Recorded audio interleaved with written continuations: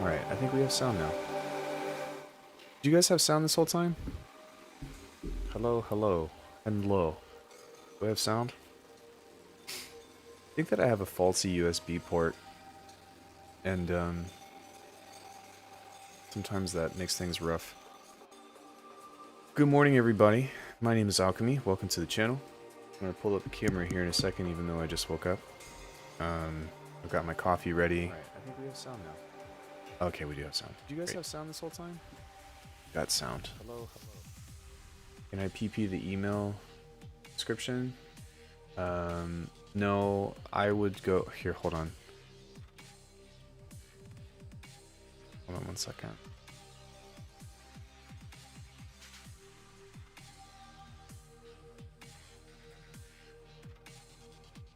See, I'm glad that we waited, because I didn't want you to send me some cash and then me not go on stream.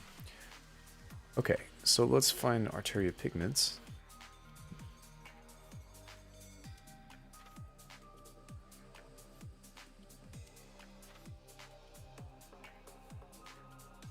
I'm gonna download the demo.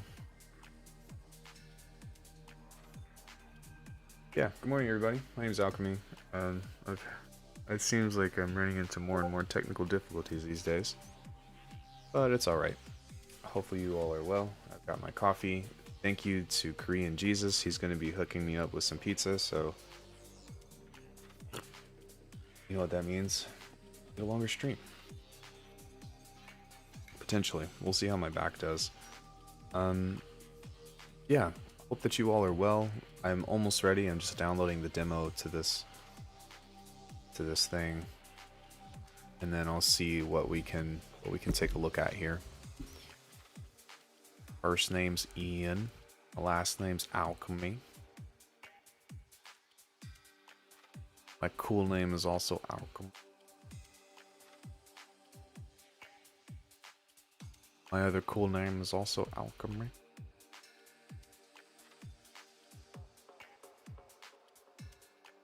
Get my demo.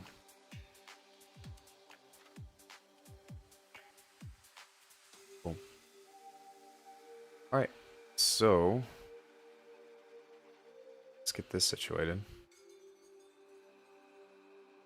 Hello, everyone. Let me pull up what's going on here. CPU, please.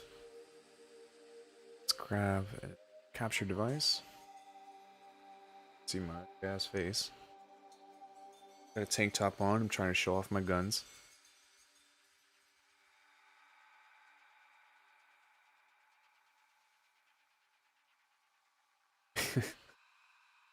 Maybe not that small. Hello, hello.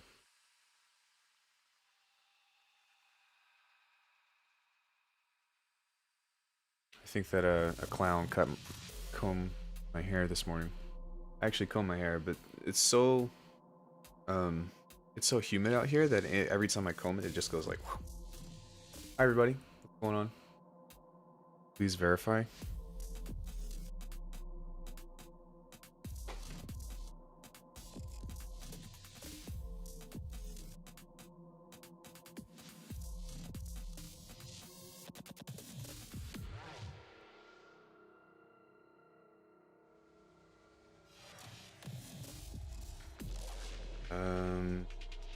Please verify. What am I verifying?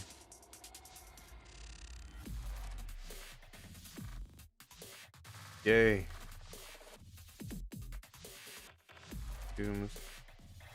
Okay, have a good workout. Yes, I did. Thank you, thank you. Order pizza. Second. Well,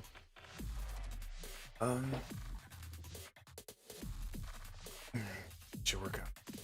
I am going to wait a few more days before I return to work.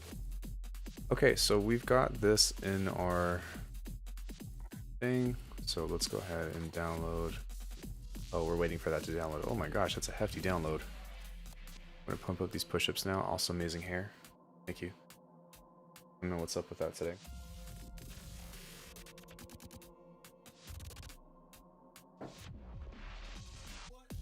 All right, so this is that's downloading.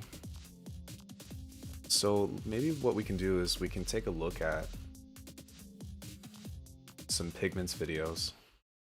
I can kind of try to see what it is I'm getting myself into. Pause that video. And also I need to tell everybody that I'm live, which I had not done yet.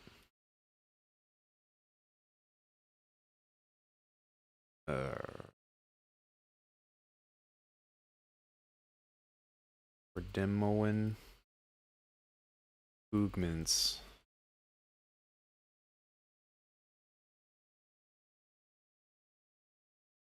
Does anybody have any tutorials that they recommend on pigments?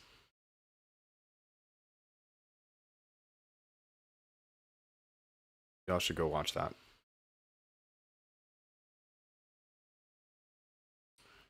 Well, you all. ARTURIA Pigment 2.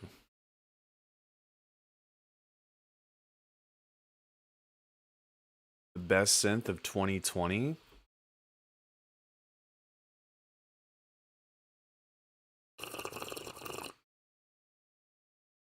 The best synth of 2020? I don't know about that.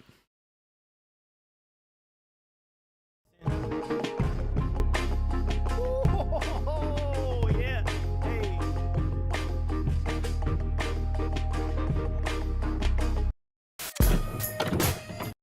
Video, I was this would be the perfect chance with something to make a beat. Is an immensely powerful synth, 20 years in the making.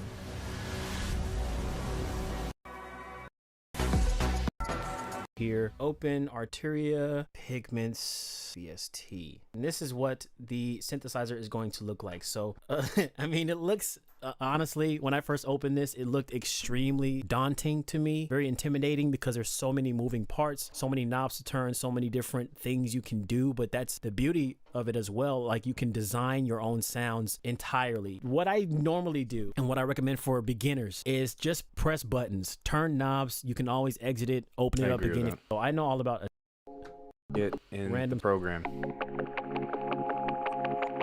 right. I think I'm going to have a lot more fun just opening this up. Clothes. Pigments. Oh, wow. That was actually really quick.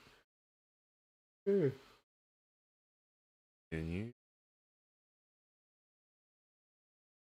Continue. I agree.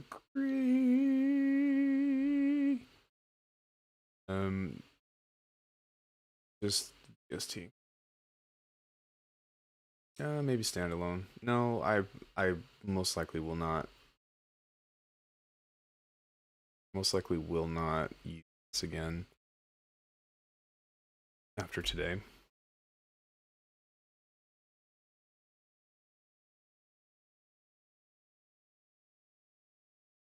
I did hear that it has a decent granular engine, but let's see. Let's see. Trash. Okay, let's open up Tweeg and let's do some sound design. How's everybody doing today? What are you guys up to? Monday. Back store. Sitting on an ice pack. Then I think what we will also do is we will order a pizza in maybe about an hour. Maybe you guys can help me order. Oh. Project.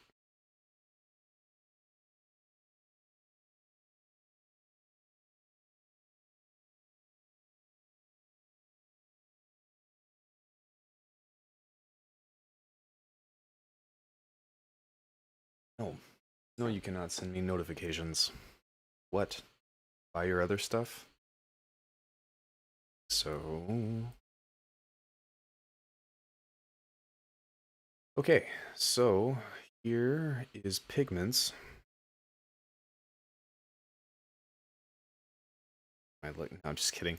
All right, I've seen Pigments before. I haven't used Pigments before, but I'm not going to start talking about things I don't know. But it looks like over here you have your oscillators. You have two oscillators, rather. So you've got an engine 1 that you can choose between analog wavetable or sample. Then you've also got a secondary one that's the same thing. Got tuning here. Quantize mode. The pitch will be quantized.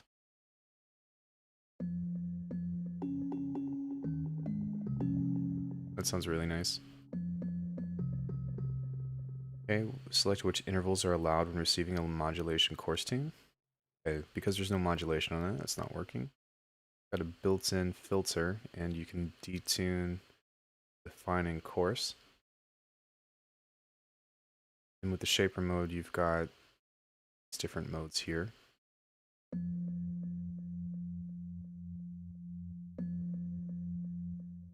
Turn the filter off.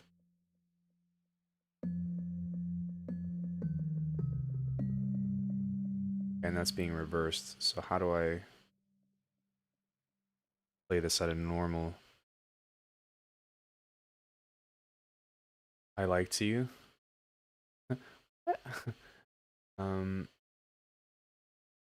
Playback mode. There it is. Normal. Okay, there's our unison. Sounds nice.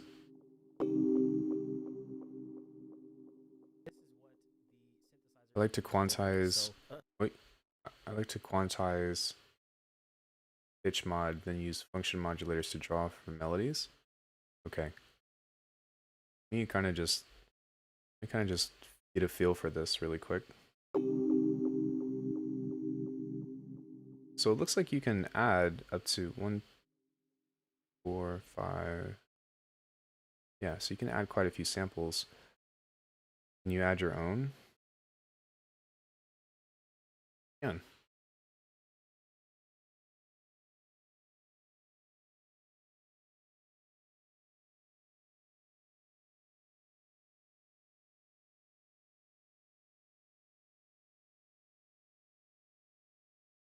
But you can't add waves.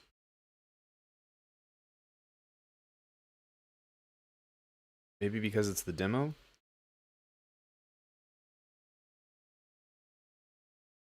Probably because it's the demo. It's got to be because of the demo. That's fine. There's some Foley.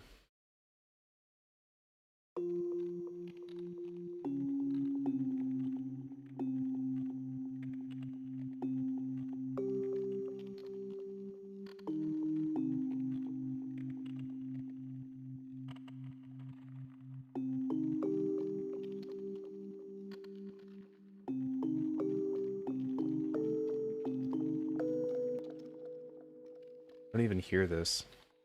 Is it playing?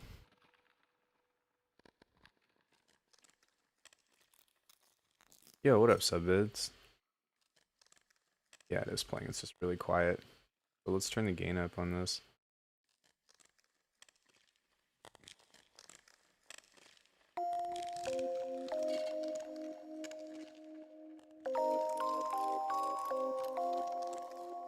Okay, so sample green. Let's see what else we can do with this. Map it. Single key map, round robin, sample pick. Can you play them all at once? Hey, well going. Hello, Wiggles.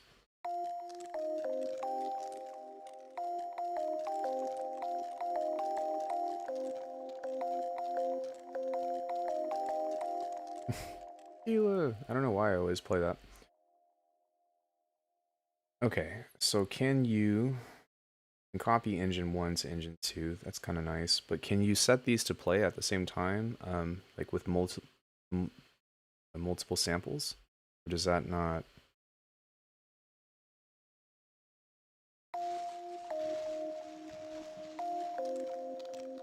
No, you can only pick between.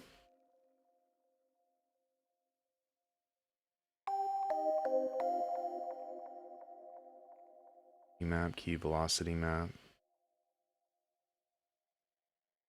munching on ice cubes. Ice cubes are nice.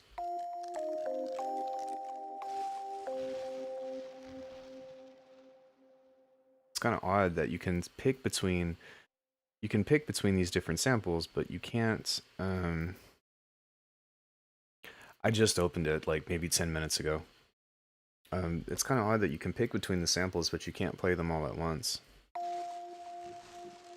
So let me turn this off and turn the gain up on this a bit.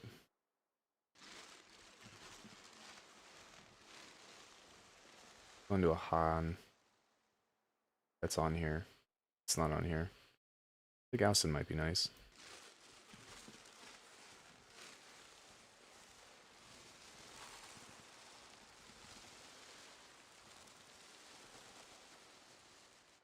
Okay, I changed my mind. Let's try something that's granular friendly.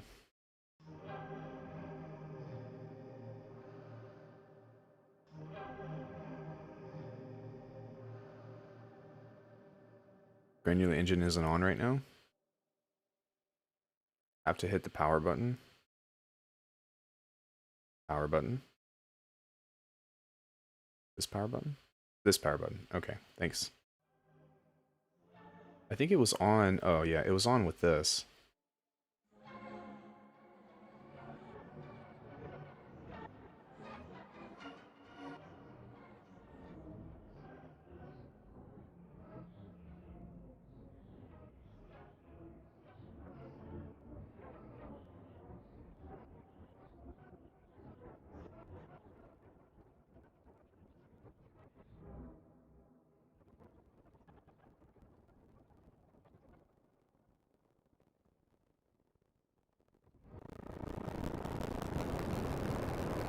I just maxed my CPU out. Wow, really?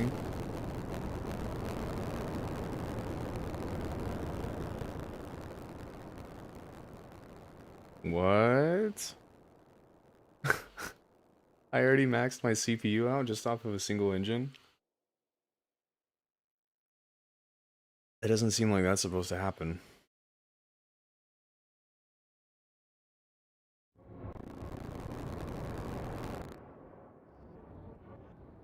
Okay.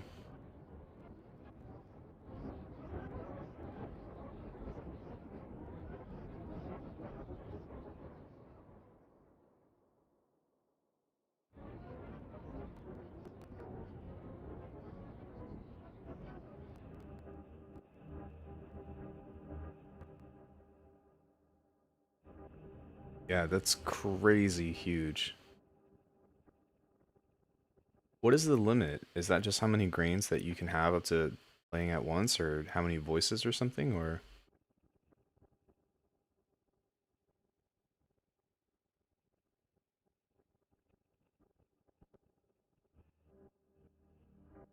Probably the worst CPU synth I can run. Okay, good to know. It's also really quiet. Hey, NX.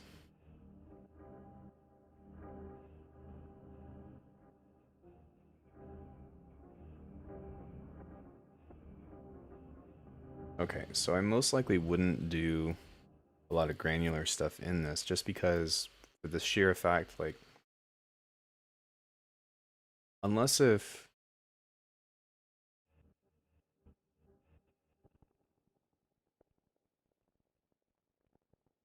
yeah, unless if, still, again, why is it so quiet? Everything is turned up almost all the way, except for the modulator. And where is the... It says that it's still playing from here.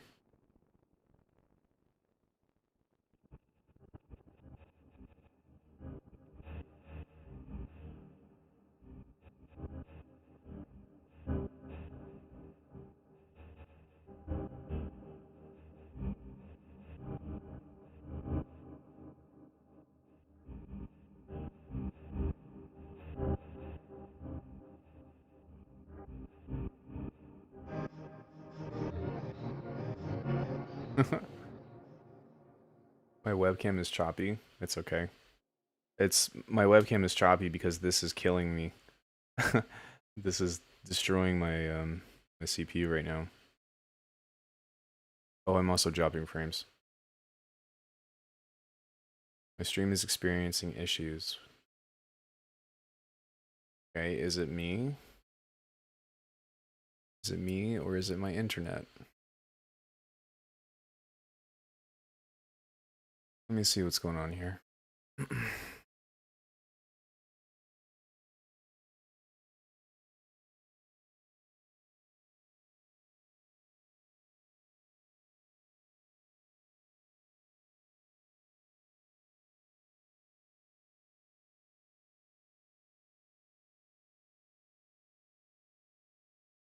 Oh.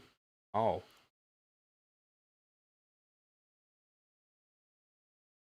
Nope. It is me. I'm supposed to have 10 times this.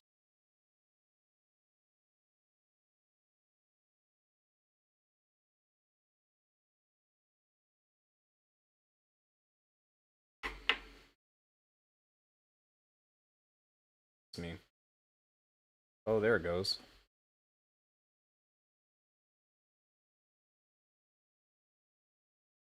See if that... I just plugged in... This is gonna sound crazy, but I usually stream off Wi-Fi. Which is usually fine. But I just plugged in my hard line.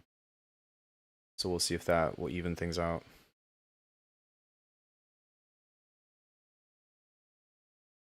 And my CPU also relaxed a bit as well.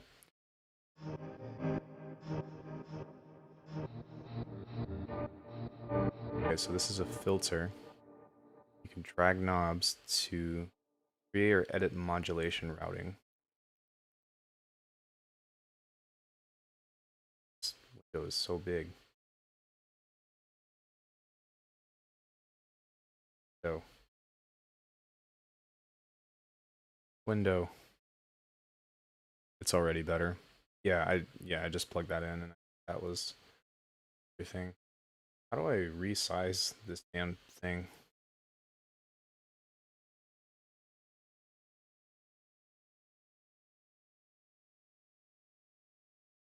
Okay, there's our browser. Help. Why is this so big?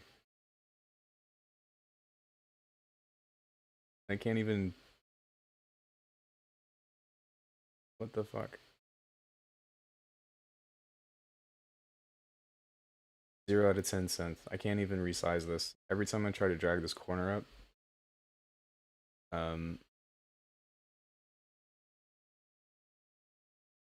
hit pigments in the upper left corner. Size it there.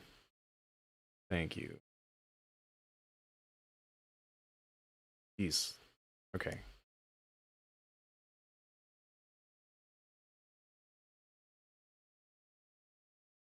There we go. Okay, that's a good size for me. All right, so the way that this seems like it works is you've got all your modulators down here. It looks great. Like this looks amazing. But you've got, what does a function do?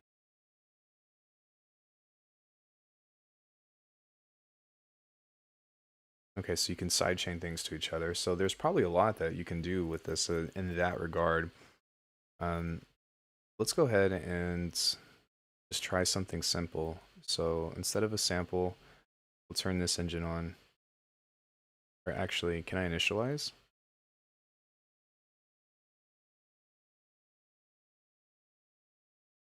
there an initial preset on here? Because it says that I couldn't initialize on the pigment window. Throw in your own LFO. So let me see if I can just find a regular one then.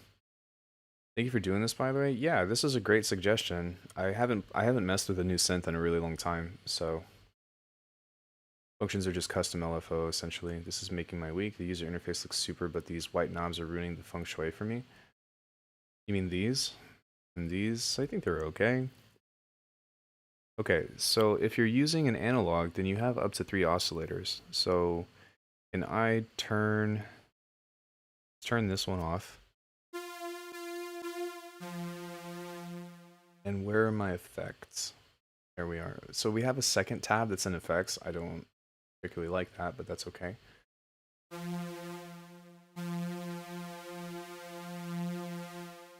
Okay, where's my ADSR? Here it is. So we're going to turn the decay off. The decay off. Envelopes.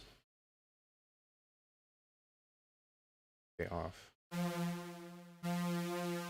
Do I have reverb on? What's up with this? Oh, there's also a second engine, but that's off.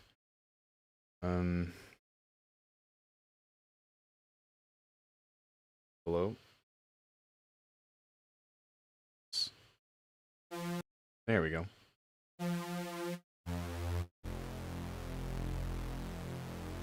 Okay. Let's grab... Okay, this is in multi-mode, so let's see what that does. I'm guessing that mode... Okay. Let's try this one.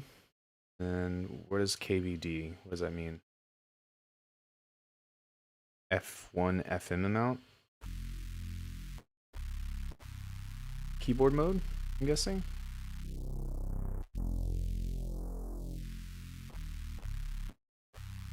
Or is this...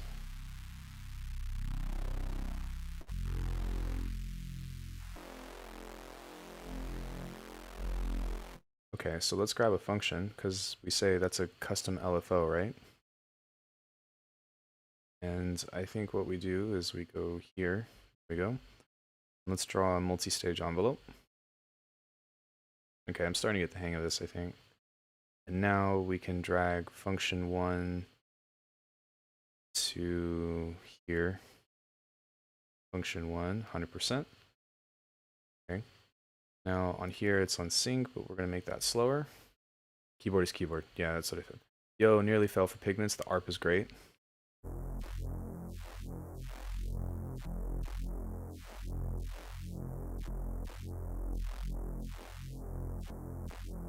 Okay, on function 2 we can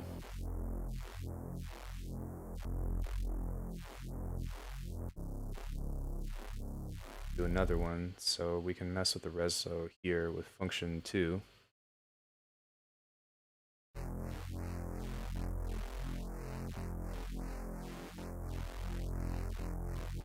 Right here we can grab function 3. I wish that there were more of these. It's kind of unfortunate that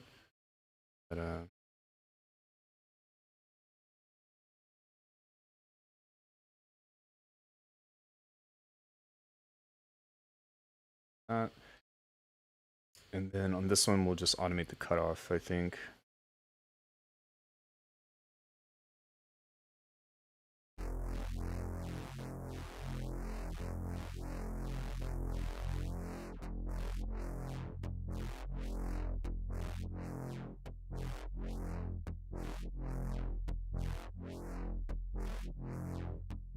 So it's kind of cool that you can change the filter routing here in between, so that's kind of interesting, but it's unfortunate that it goes straight from the oscillator to the filter section, because that means that you can't do anything in between. It's not that big of a deal, but it would be nice if you could... Okay, so each bus can have 3 effects. That's what this looks like.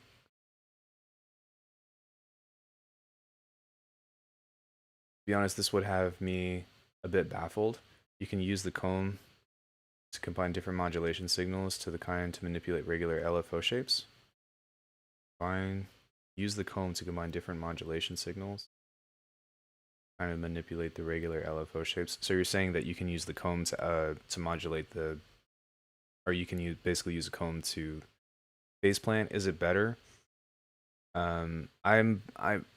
I'm pretty biased, but like I've only had maybe like 30 minutes with this, so let me I'm still trying to figure out that stuff out.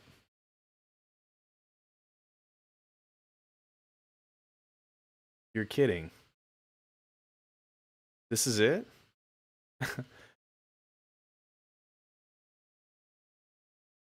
I've only got 30 minutes with this. What?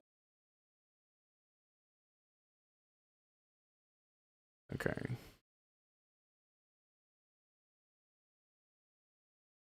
And now it's turned off? Is it really?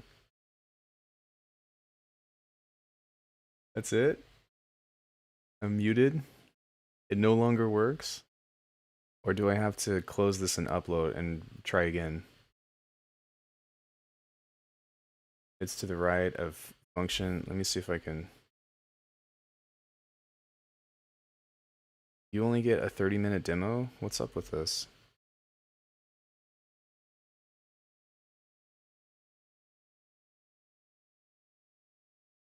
Try the 30-minute demo free.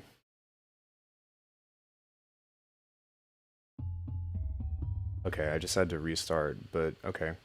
That means that I have to do like really quick. I have to do like really quick sound design stuff in this. But I can't initialize, apparently. Like, why can't you make a new preset, even if you can't save it? That's pretty dumb. The sequencer was what I was most interested in by Pigments. Wish Faceplant had a better step sequencer tool in the LFO section. Let's take a look at the sequencer then, shall we? Is that controls with MIDI expression?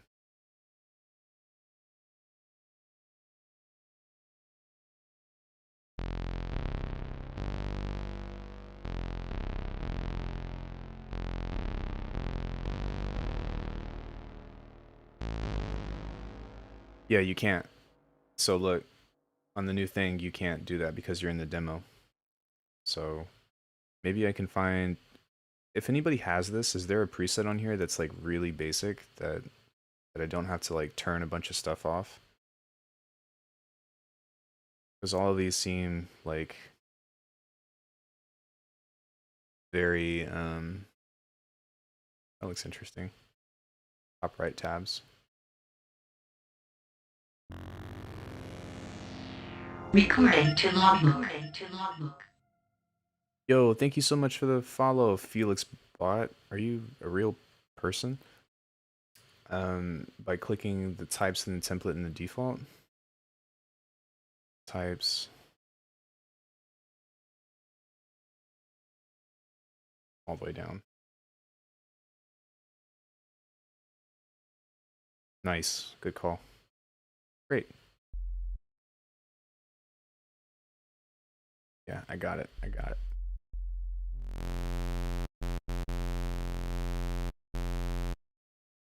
Okay, correct me if I'm wrong, but this looks like a saw and it sounds like a square.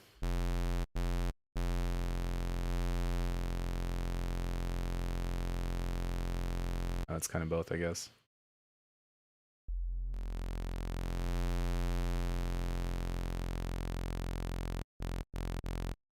Preset browser is a mess. Try finding your own presets. Yeesh. Okay. So yeah, I have to work pretty quickly, but the next thing that I want to do is I want to find the distortion module. So from here, okay, there's a wave folder, which is kind of nice.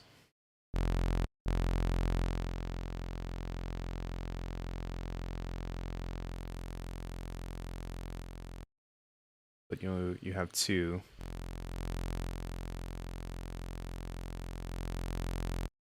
And this one, you can also set this up to, oh, okay, so the way that this is it's 3 by 3, and you go 3, 3, 3. Okay, that makes sense.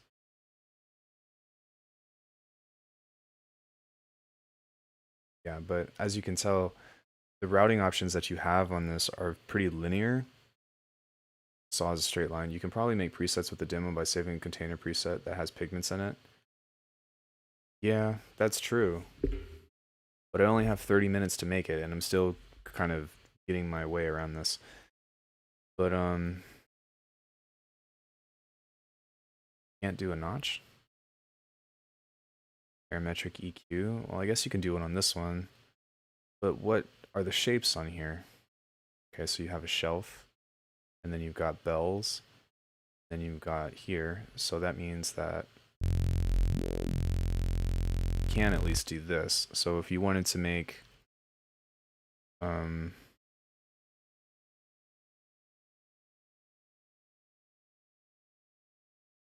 but can you automate this? You can't automate this. Really? You can scale it, but you can't effects bus is independent from the other two effects buses. Right. I was just kind of trying to figure out the layout of this. Okay, so you can't. So you can create shapes like this, but you can't. But you can't automate it. But you can't automate this. So in theory, even though what I would most likely do is you can create valve filters with this. So what that means is if this is on a full scale, then you basically pick like a comb motion, right? You have to automate lots of knobs using modulator. It's pretty disappointing. But can we copy this over? So like let's say we have a randomizer on this one, and let's make that smooth. Come on. Oh, there it is. Sample and hold, split, free running. That's fine. But can this, is there a smooth? Is there a smooth out or something? Reset source, free running, random 1, 2, or 3. Create sync. Binary. Oral. It's correlation. Binary. I would have gotten faceplant if I found Alckemy sooner. Oh, there we go. Well, oh, it looked like it wanted to do it. Okay, so here's our randomizer that's smooth here. So what we can do essentially is we can set this scale right here to random 1, and now this will actually create some. You can use the scale to create valve tones. So that's kind of cool. I mean, yes, you can do that in faceplant, but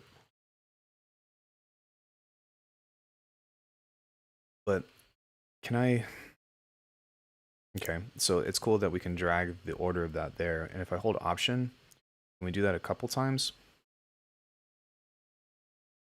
Can I copy? Option, Command? No. Shift? No.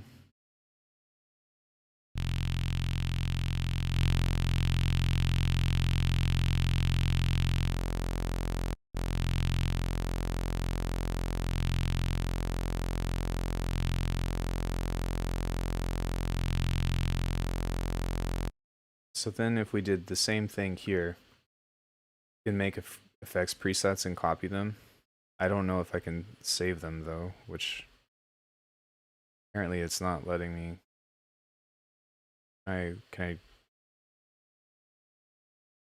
I even save a preset? I can save as. Okay.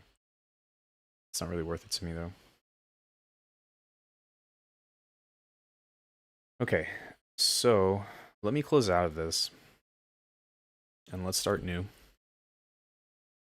And what we're going to do is I'm going to show you, I think I have an idea for something that we can do for a cool, neurobase or something. Because even though,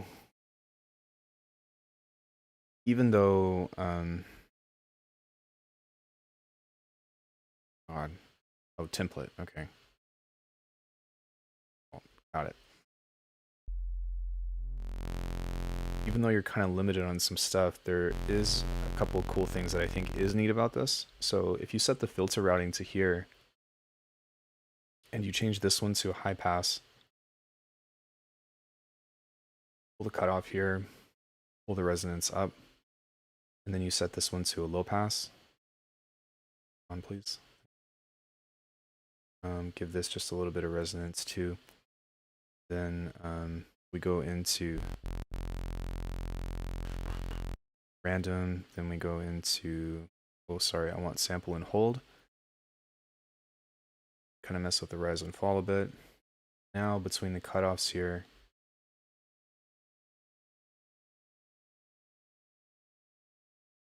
and we're going to do the same thing. Function 2. Go. Whatever, that's fine.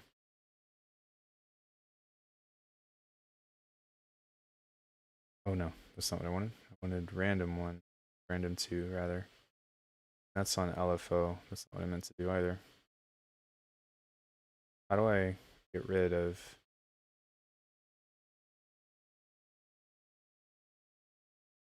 There we go. Okay. Here, this is very odd. Okay, so signal doing parallel filtering like this is an excellent thing that you can use.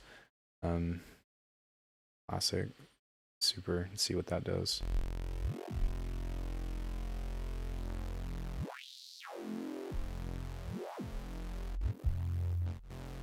Yeah, you can do phase distortion, which is nice.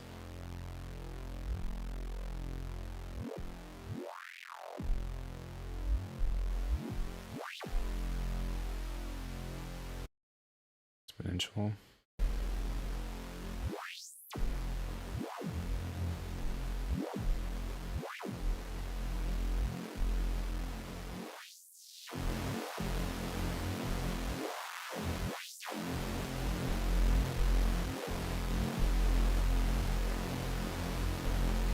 Okay, I would like this to come up more because this isn't doing as much cutting as I would like it to. So maybe it's something that has to do with this. White noise. What happens if I do full rise and full fall? Link these together.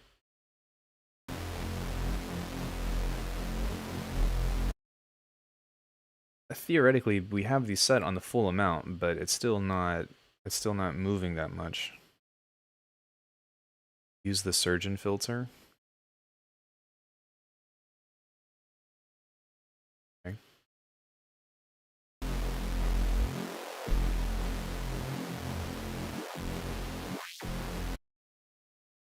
I prefer the SEM.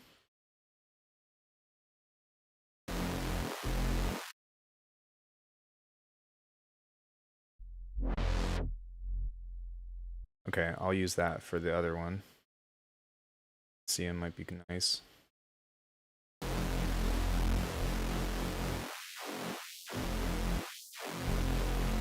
Okay, cool.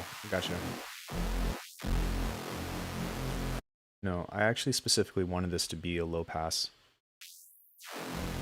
Have I tried the grain oscillator yet? Yeah, I have. It totally wrecked my CPU. So now let's try some overdrive.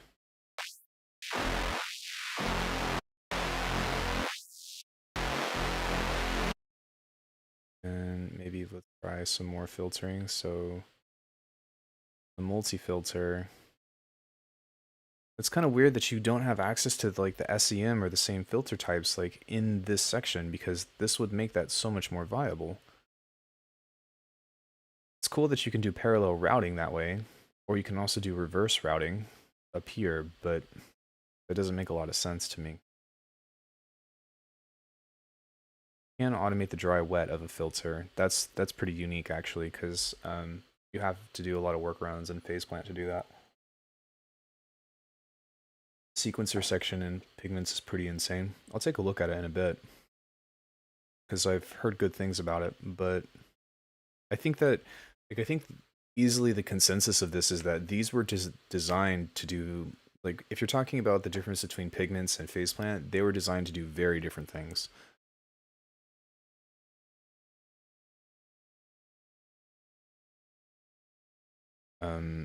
Now let's take the cutoff, randomize that too.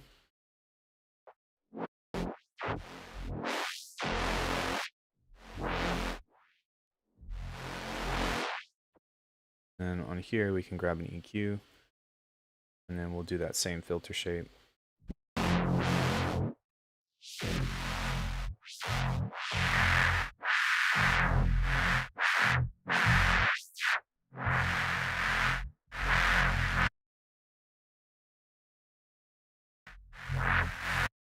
And then we'll grab this one here. I agreed about the difference in use case. Pigments is good for quick and dirty sketches. You can also combine two modulators in it using Combinate. Would I say this is more noob friendly? I don't think so at all. I don't think this is noob friendly at all. It could just be the layout of it, but like well, it depends. Like what do you mean as noob friendly, right? Like, are we talking about like preset surfing, or are we talking about getting in here and like getting down to business? Because maybe, you know, if you just want something that has great presets, then I can't really argue because I haven't gone through all the presets, but I would argue that I think Pigments works nicely for soft sounds. Yeah, that's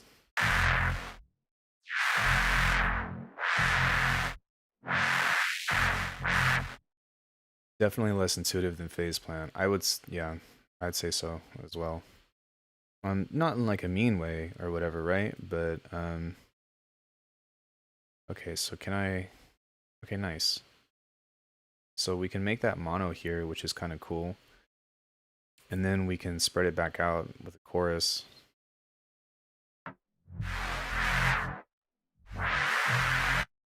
Okay, also, where is the keyboard? Is there a mod wheel here? Oh, there is. Okay, so let's set the pitch bend up.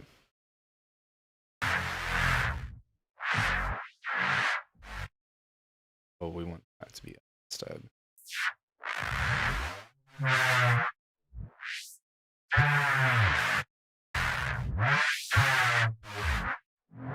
That's pretty sick.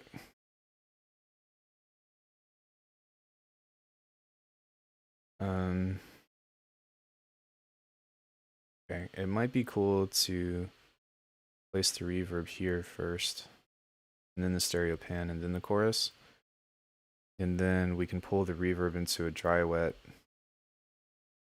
This within random one. And maybe not to the full extent. Maybe like that much, but we will. Oh, it's got a built-in high pass. That's pretty nice. We will pull the decay up by quite a bit. Turn the pre-delay down.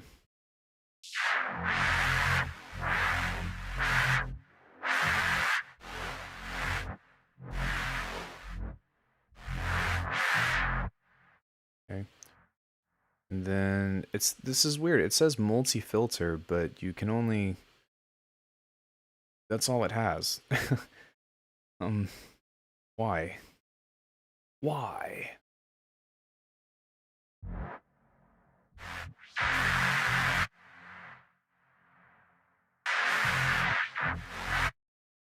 Theoretically, this should be cutting all this other stuff out, but it's not. That's because X bus B, bus A, that's because this is a send. Okay.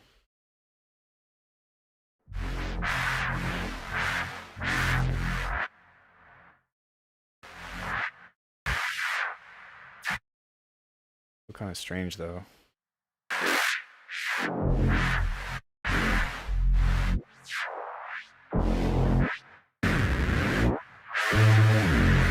You can still get some pretty nice sounds out of this, you know, it's not like it's not usable or anything, but by all means, like, yeah, I would definitely argue that it's not, you know, it's not, for one, it's not the most intuitive, and I don't think that it has as many sound design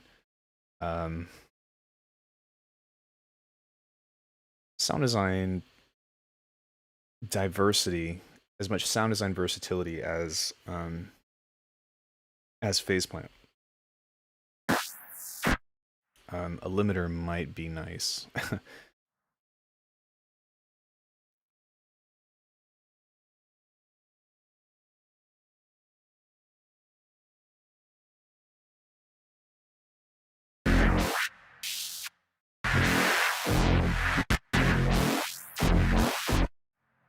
what if we do some compression now? See what that looks like. It's okay. Threshold down, the ratio at like 4.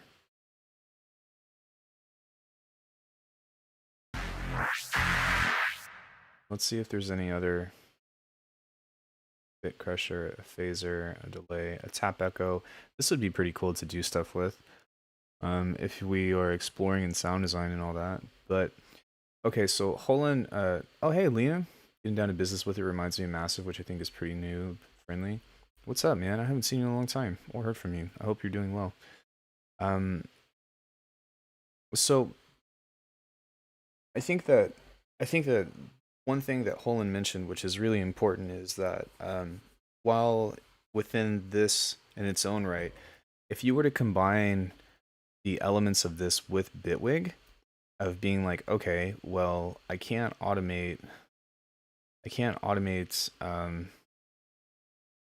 this within pigments, but what I can do is I can grab this here and then go into here and randomize this here.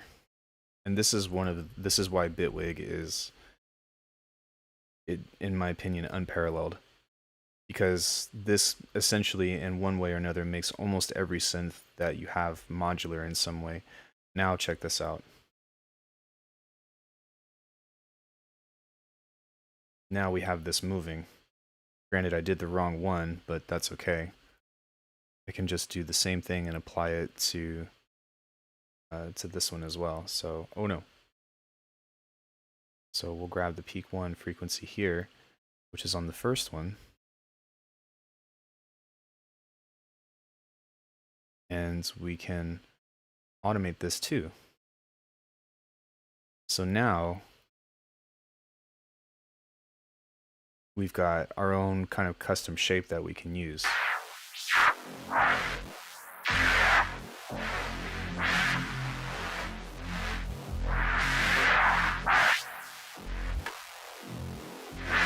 And I think that if you're using Bitwig or you're using some kind of modular environment in this way, you're going to, I think this on its own is going to make pigments way more, way more, you know, usable or versatile in that way.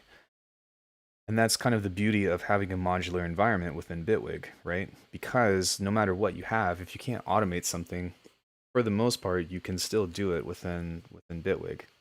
So because we have that, and because we have the ability to kind of change these things, that means that this automatically opens the possibilities up a lot more, right?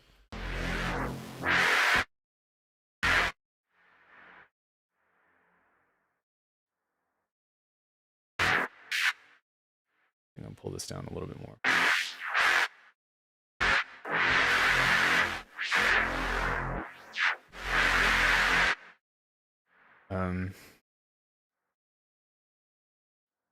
Can I move this over? Oh, I can. Okay, well that's kind of cool. I can kind of drag these out and change the order, even though they're all layered differently. But that means that I can pull the compressor over here as well as the multi-filter. I can also pull the chorus up here and kind of just move everything along just a little bit further. And then what I can do is I can grab another EQ, just like this, go parametric, and then we can just boost the low end, kind of like that.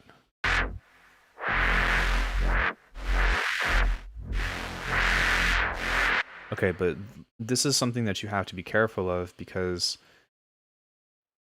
I changed the order, the CCs of this parameter also changed. So maybe what I should do instead is keep that there.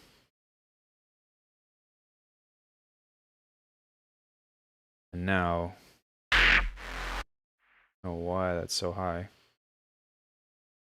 Oh, that's because that's drifting off in La La Land. Should be like way down here, dude. There you go. Go back to your spot.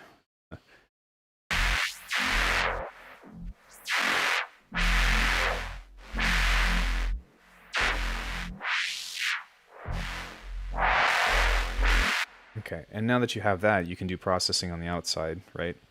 Good catch, I didn't know about the MIDI CC in order of the effects. Yeah, I didn't know either. I'm kind of just like figuring this out, right? Of being like, okay, what can I do or what can I not do? So yeah, if you want to do processing outside of that, which most, and for the most case, like no matter how much I do, how much sound design I do in a synth, I still do post processing outside of it just to kind of like further shape it. Yeah, thanks to Korean Jesus, he asked me to demo this, and he said he'd buy me a pizza if if I demo this. So I guess, yeah, I guess we can. This is pretty much like this isn't a great, neuro base by any means, but this is a starting point that you can start to kind of look at. The thing that I would try to exploit with this the most, I think, is taking advantage of these right here. You can also do like parallel filtering and stuff, but yeah, if I was going to do heavy bass and all that, what does spread mean? Finds how far apart the filters are. Okay.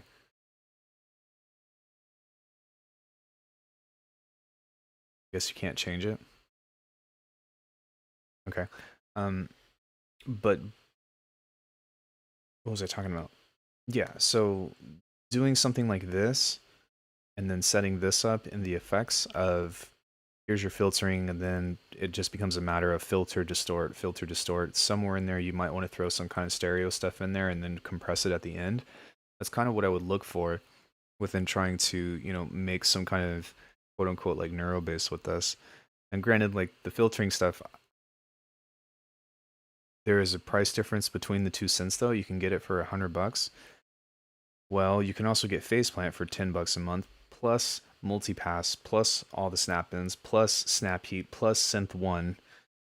Um, in other words, you get the whole suite for $10 a month versus $100. So there is that. But yeah, I do agree. If you just want to buy it, or you want to do your own rinse and own, I think that Splice offers this.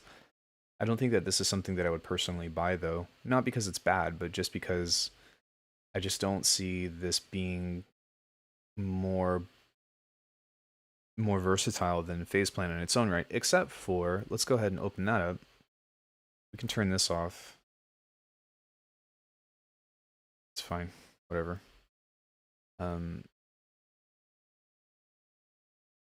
Let's talk about the step sequencer, because I think that's what you guys have all been telling me like is the most interesting thing about this, right? The granular engine, no, if you have Bitwig or if you have Granulator 2, I would just use that. But where would I find the step sequencer? Would that be in Combinate? Or that would be in the random macros, functions, envelopes, keyboard. Okay. So where would I find the step sequencer? Top right? Oh, here we go. Okay. Okay, what is this? It says that it's locked. Oh, it's not locked. It says that it could be locked. So we have pitch, we have octave, we have velocity, we have trigger probability, which means that you can randomize, and you also have gate length. Everybody in chat, top right. And you can also set up polyrhythms. Top, on top. Oh my god, it's right in front of your face. Okay.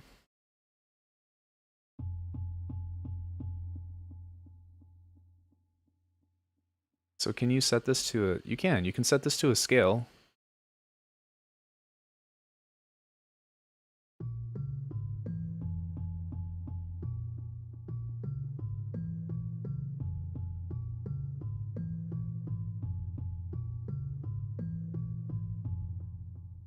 Why does it say that D sharp isn't...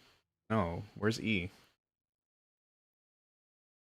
Dude, harmonic minor has E in it.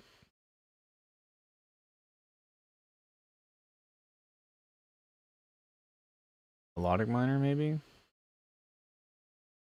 That doesn't seem right. Alright, well, and before theory people come in. Okay, so this can randomize. You can also set this to a 2 octave. So we can set this to go up or down, which is kind of cool. And then apparently you can also set this to polyrhythm, which is kind of neat. Which means that these can play at different speeds, I think, is what this means.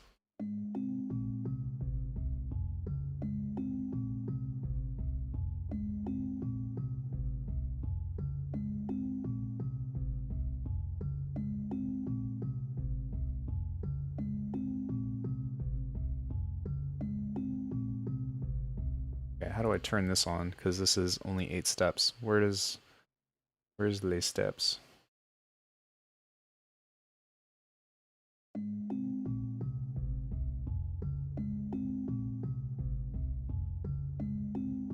It unlocks the lanes. Okay. Let's try this and see if that does anything. I'll turn the randomize on.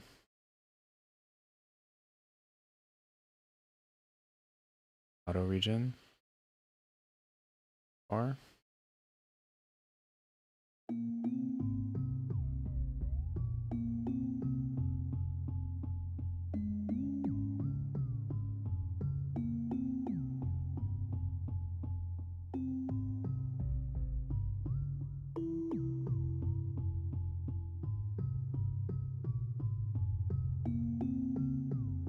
Yeah, I paid $25 a month for 4 months for pigments. Nice thing about Bitwig is like in Reaper, you can just chuck phase plan or serum after it and have that sequence it instead. Well, I mean, yeah, you know, and theoretically, like you can do this within Bitwig too, but this is actually, I actually think that this is pretty nice.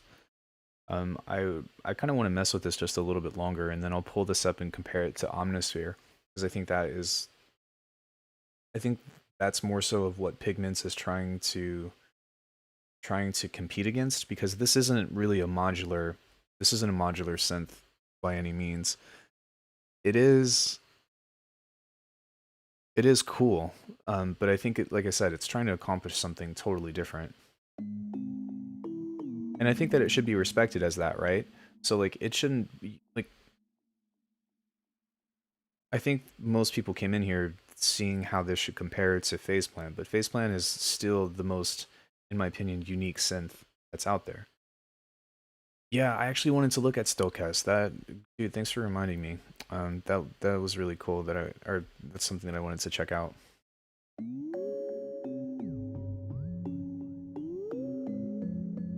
The slide's kind of cool. Maybe we won't randomize this, but we will randomize the octave.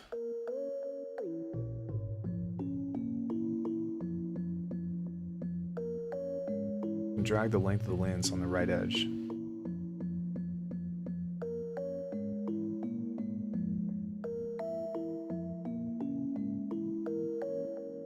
To create polyrhythms.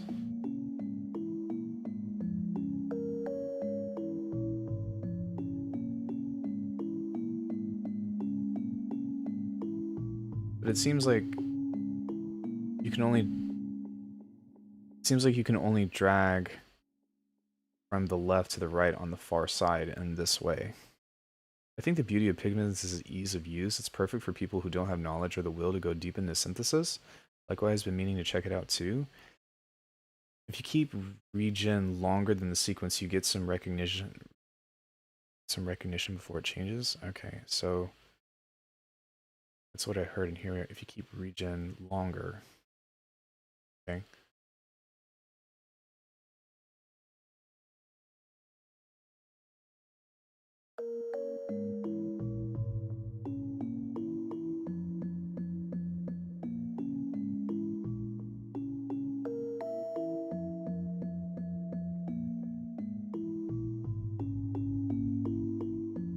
So longer than a bar. Well, was that a half bar right now? And what is dictating that what it is right now?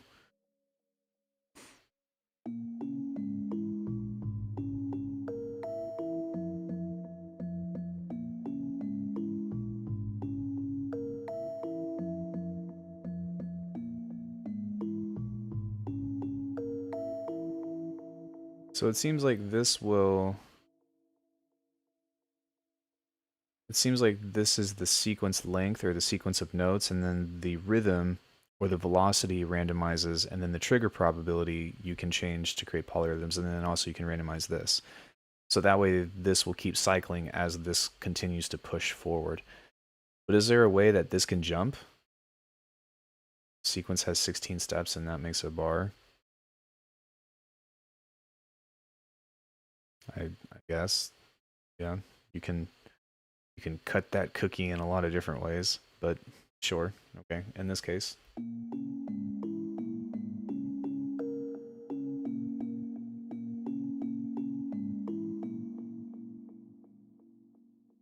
Press apply to the left to jump. What does a jump mean?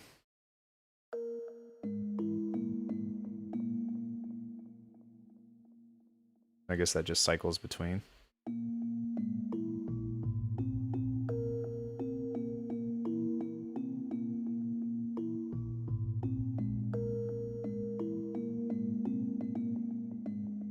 Let's actually go G. E.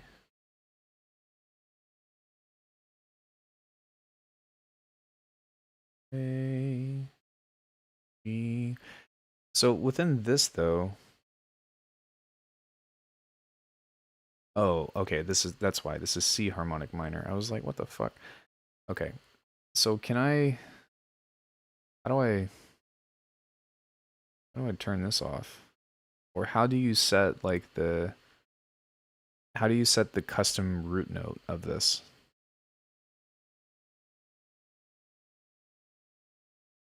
Said jump, it applies the randomization immediately. Okay. I said jump?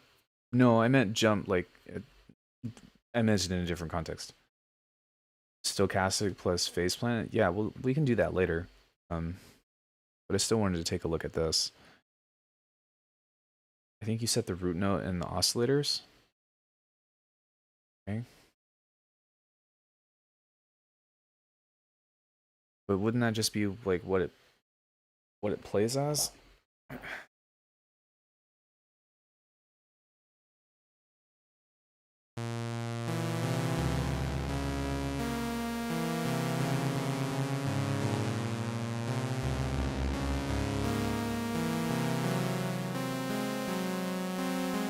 I don't know why that says 600 members. I'm pretty sure I changed it. We're actually closer to we're actually much closer to 800 than we are to 600. So I need to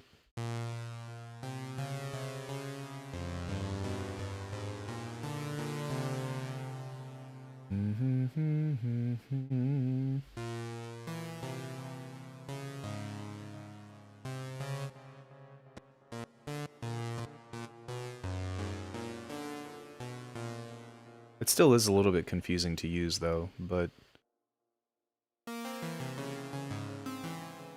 that is kind of cool. So I guess what we would do is we go in here and we just create a custom one, and we can find our melodic minor here, or sorry, our harmonic minor rather. So now this is in what it's supposed to be.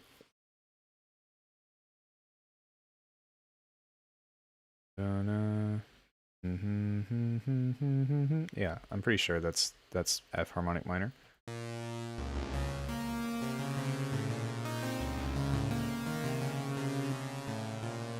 It's cool that there's a sync function on here. And what it might even be cool for you to try is to go into to another randomizer here. Yo, Al, Bitwood question. I suddenly can't put stretch markers on an audio clip to move and stretch audio. I double click on the clip in stretch mode in the editor at the bottom, but it ain't working. Have you tried creating an onset first? No markers are showing up. That's kind of odd. Depths of ejection. That's a really cool name. Yeah, so you can set another randomizer on the sync rate here, and you can kind of have that jump around, and kind of just let that play, and that will kind of randomize your melody. And the cool thing about this is that if you You can modulate the rate knob in the sequencer. Huge feature. Oh, okay. Yeah, I'm already thinking of like how I can do it out of the box, but if you can do it in the box, then that's cool. But it doesn't say you can. Oh, there it is. Okay. So yeah, you can do that here, which is kind of neat. But one of the coolest things about like having the ability to do something like that is if you just have something like this, right? And then you hit bounce. For one, you can create sound design jams like this that sometimes end up becoming really interesting. Yes. I don't know what happened, but okay. Weird as fuck. Yeah, there are onsets and I put my own, but when I switch to stretch mode, I can't move them. This is going to sound really stupid, but have you tried changing the warp mode or duplicating? Sometimes if you duplicate the sample, then that will let you do it, because I get some of those issues sometimes as well. Sorry, off topic as hell, but I can't find a solution online. I think it's a bug. I haven't. Because that's kind of odd. You know what you can also try is in audio events. If you, one thing I realize is that if you're in audio events and you hit Option Command, then it will create, oh, you have to create an onset. Oops. Or you have to create a stretch marker. Yeah, but it says that you can't do that. That's odd. You try restarting it. Have you tried turning it on and off again? So yeah, if you have something like this, then it's really nice, because if you're trying to catch a vibe or something and you instantly want like some inspiration, then what you can do is, okay, you set it to reverse, throw it in ROM, or any kind of, oh my god, I brain farted. I was on RAW. Okay, sorry man, thanks for the help. No worries, man. Yeah, that stuff happens to me still all the time. So yeah, you set this to that, and then you bounce that out.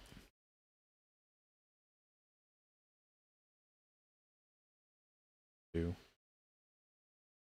join this. Come, join us. Yes. You guys know that song by Meat Beat Manifesto? Put it on stretch mode and it worked. Okay, yeah, you gotta stretch it to have that viable. So now what we have is this.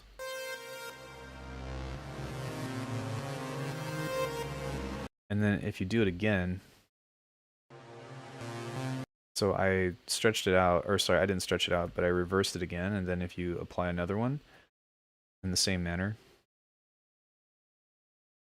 So now what we'll do is we'll go here, because that's when that starts working, and then you extend the clip like this. It's kind of weird that you have to join the clip in order for that to go, but there. You go here, now we've got this nice little like soundscape thing.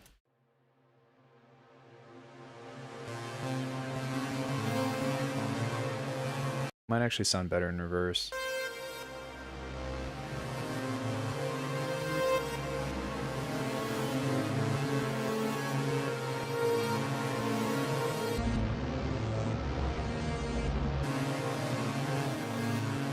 Granted, I wouldn't say that melodic or harmonic minor is the best to do that in, but if you have like your own thing, or you have like something that's a little bit more melodically structured well together, then that could be useful to you.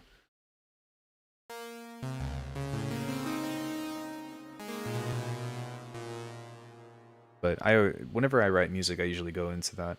You don't need to make an additional clip. Use the time selection and bounce for longer than the original clip. Use the time selection? Like the loop selector, you mean? Like this? Is that what you're talking about?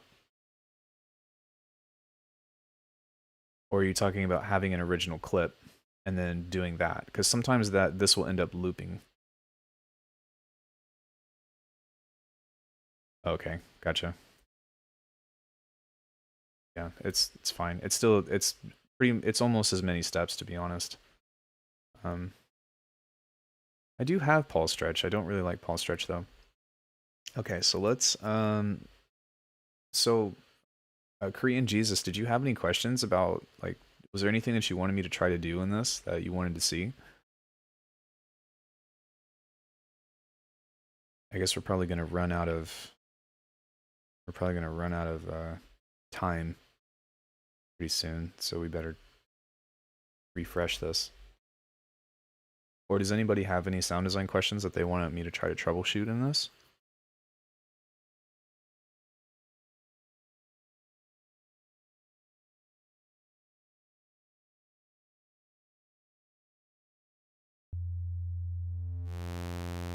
Wonder what's the longest someone has ever stretched the sound, since it's possible to stretch a sample to a crazy amount of years. Bitwig can almost do infinite time stretching.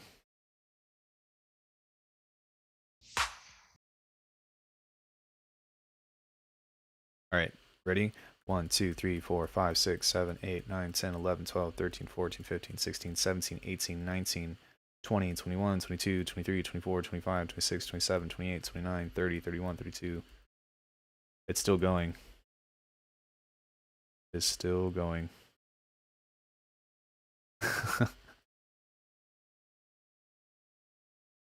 So you can time stretch the hell out of this.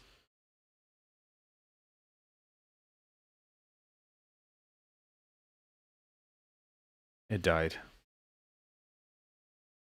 Also, I have trouble making bell and horn sounds. Okay. Alright, 808s. So what we want to do is we'll probably just start with a sine wave. And what we would want to grab an envelope to is the pitch.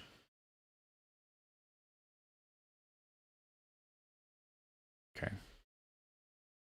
So we'll grab this, and then you want to pull this to envelope 2, like that. Okay, but to what degree? Oh, that sucks. I have to do the guesswork like that? That's stupid. Have I used the quantized mod in the oscillator tab and the tune rectangle button? Also great for automations. I haven't. Okay, so really, like, the only thing that you need to do in order to start getting 808s is to just set a nice pitch bend on this, and then from here you just start messing with the source. I would probably stay in between like a triangle and a sine. Then you can add some FM.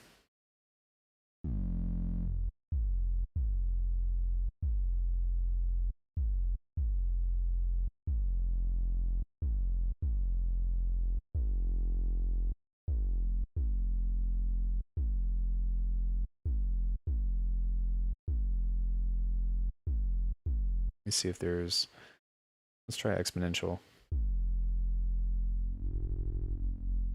Oh, that's a little bit overkill, so we'll go back to linear.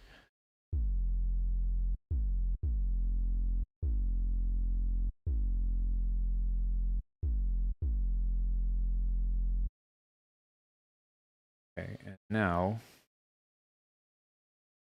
you need some disk pulse stretch software that lets you stretch samples for whatever length to an hour, even years. I have pulse stretch.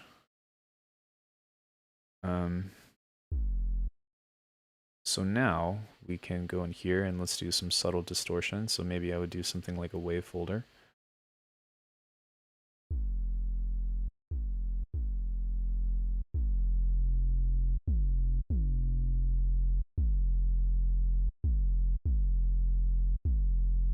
And then it sucks because I can't do frequency splitting on this, but the software exists for many years, the plugin version, not that long if I'm correct. So maybe just some subtle chorus to this might help. Do they have a high pass here? Voices, delay, depth, square? That actually sounds pretty good. We can do some compression on this.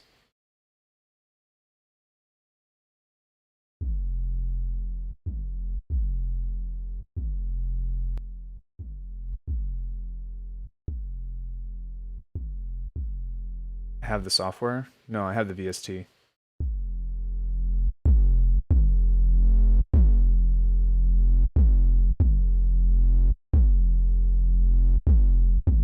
And here's your 808.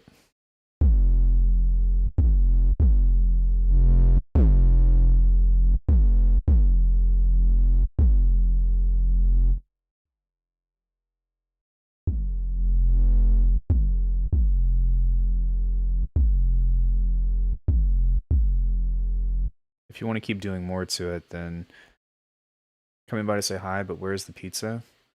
When does the club shut? All I want is pizza. I haven't ordered the pizza yet.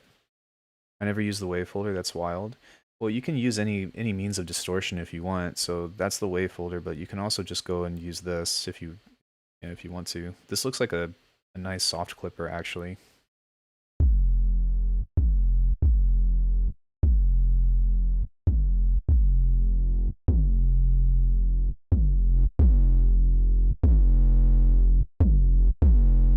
And if you want to change this into like a different kind of 808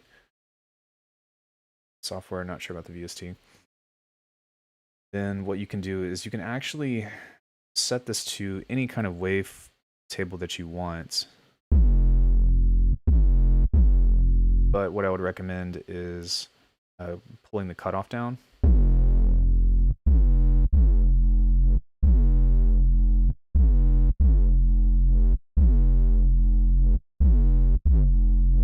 Yeah, that's pretty nice.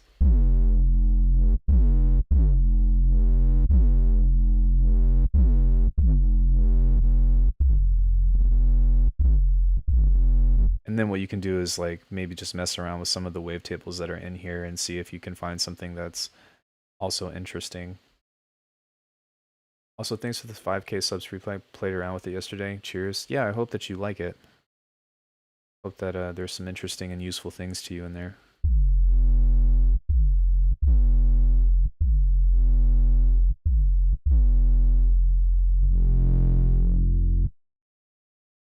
You can do frequency splitting by having parallel filters and effects. Yeah, I know. Like you can set this to parallel and then go like high pass, low pass, but then you're giving up. That's a lot of work. I never went back to the synth after messing with the effects, the simple things. Acon Digital Multiply is a free course that lets you EQ the affected signal if anyone's interested. I usually high pass at around 120 hertz. Yeah, I might check that out later. Okay, so there's your there's your 808, mate.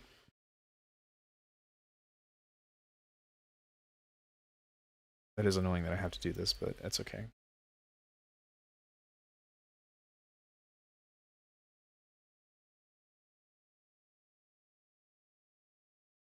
So now let's try. What was the other thing you said? You said bells. You said horns, right? So when I think of horns, I usually just think of saw waves. To be honest, saw waves and distortion. So if you a bell or a horn, a bell sound. I'll do bells next. Let's grab this and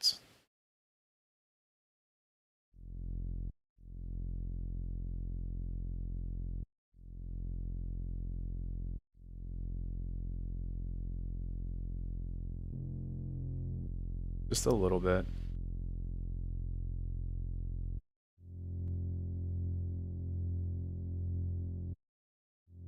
How would I take a horn and turn it into brass? You wouldn't, because a horn is brass. Not to be facetious, but unless if you have a specific horn in mind, but what I would probably reach for is something like this.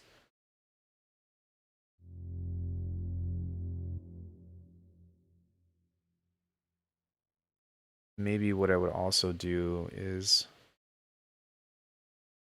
would probably activate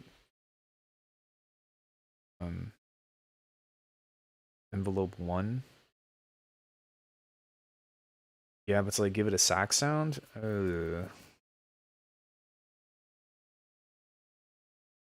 That's woodwind. Or no, it's not. It's not woodwind. It's something else though. I don't think that a sax is brass.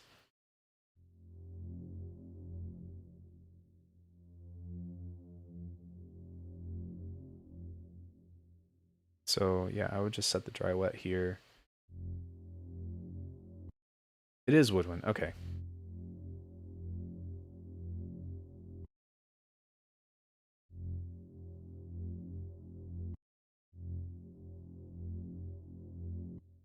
It all depends on the mouthpiece.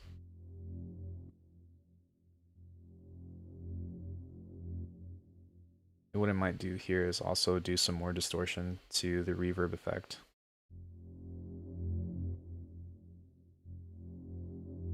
And if you want a harder, like, this is just kind of like a nice, this is more so of like a pad, right? But what I would do is if you want a harder sound,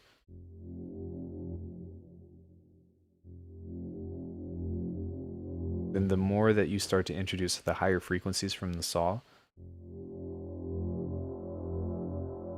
the more that you can kind of get away with making it sound like a horn or something, right?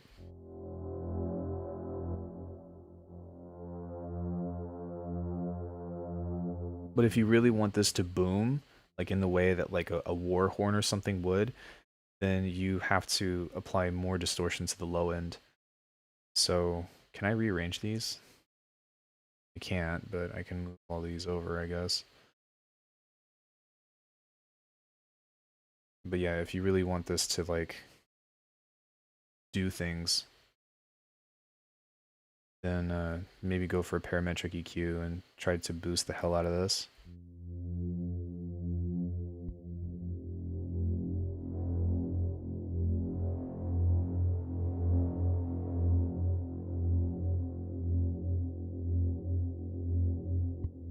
And then what I would do is I would make sure that the low end is in mono, because right now the entire signal is being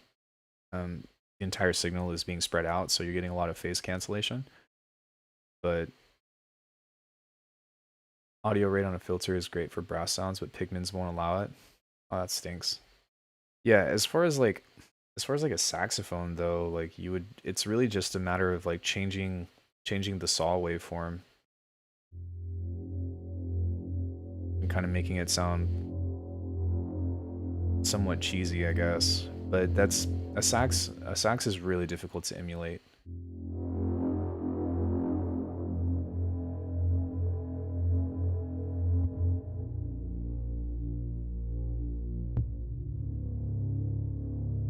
But that's kind of that sound that I would guess that you're wanting, right? Like a nice war horn like that. Or at least that's what I think of. I missed the step that made this wide. Was it unison or chorus? It was just a reverb. Just right here.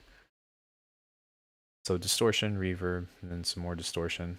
But again, the low end is also being reverbed, so that's why it sounds like that. Which, like, for music, you don't want that. But if you're doing something for film, especially something that has like, you know, like 5, you know, if you have something that's like Dolby Digital 5-point surround sound or whatever, then actually having stereo within your low end doesn't matter, because a real horn has stereo. That's what it does. Even though it's a low frequency, it still spreads it out. So, you know, there's always that to consider. Okay, so that's your war horn. I'm Interstellar sounds. Alk, what's your opinion on physical modeling plugins versus sample libraries? Would I agree that physical modeling has come very far, but in most cases, sample libraries would still win? You mean like physical modeling as like trying to replicate using physical modeling to try to replicate like an actual instrument? And I'm talking about sample libraries with lots of velocity layers and articulations. Well, it depends. Like there has to be a combination of both in some way or another, because thing about trying to chase realism is that in order for it to become real, you have to put it in a real place. try Ting for physical modeling, limited but sounds fantastic. So even if you have a recording of a violin, unless if it's in an actual place, then it's still going to sound like it's not real. So if you think about like where something is being played, right? Like if a violinist, even in a small room, there's always some kind of reverb. So you have to look at reverb modeling too. You also have to look at reflections and psychoacoustics. And that's not my... I was going to ask you to do an explosion. Yesterday you said about making the sub stereo is doable if I do it right. How would I do that? Very little sub or very little stereo.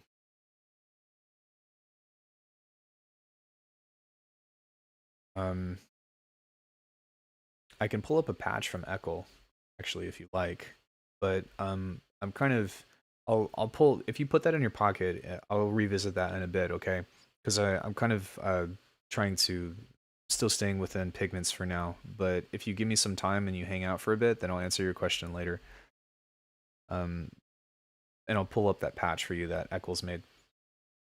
Agree all the way. Room reverbs make a lot of difference. Well, then you have to just like, yeah, it's... you have to model around the actual space in some way or another, right? So like, especially if you're doing like orchestral things, like you can't have you can't have one you can't have one instrument that has a lot of reverb and then one that's really dry, unless if that instrument is being played very quietly. But even then, you know what I mean, you're still going to have some kind of ambience. So like true mastery over dimension is really like... it's actually been really interesting for me to try to think about. But those are the kinds of things that I would consider, like, if you're looking at physical modeling versus all that. But yeah, I still don't... I think that no matter what, like, you can't surpass a human playing, because a human's articulations are always going to be far beyond a few choices of a sample library or physical modeling, right?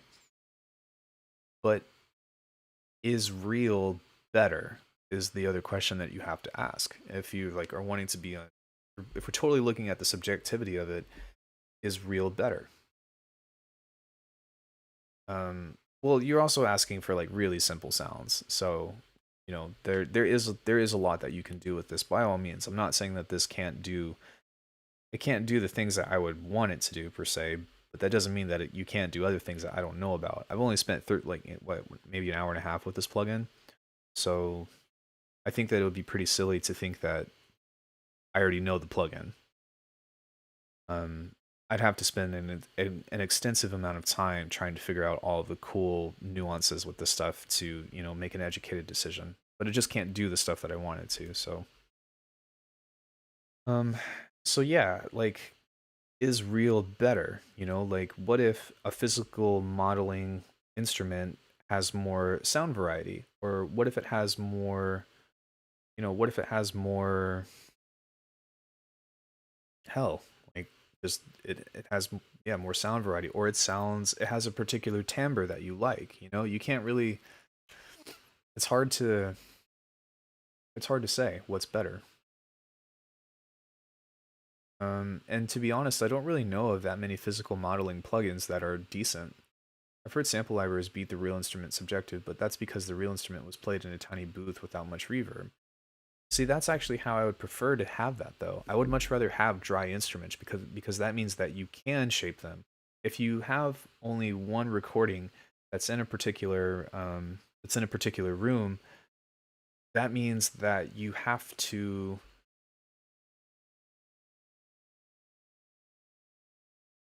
yeah, if they're recorded in a specific room, that means that you have to shape everything else around that particular room in order to get them to sound the most realistic.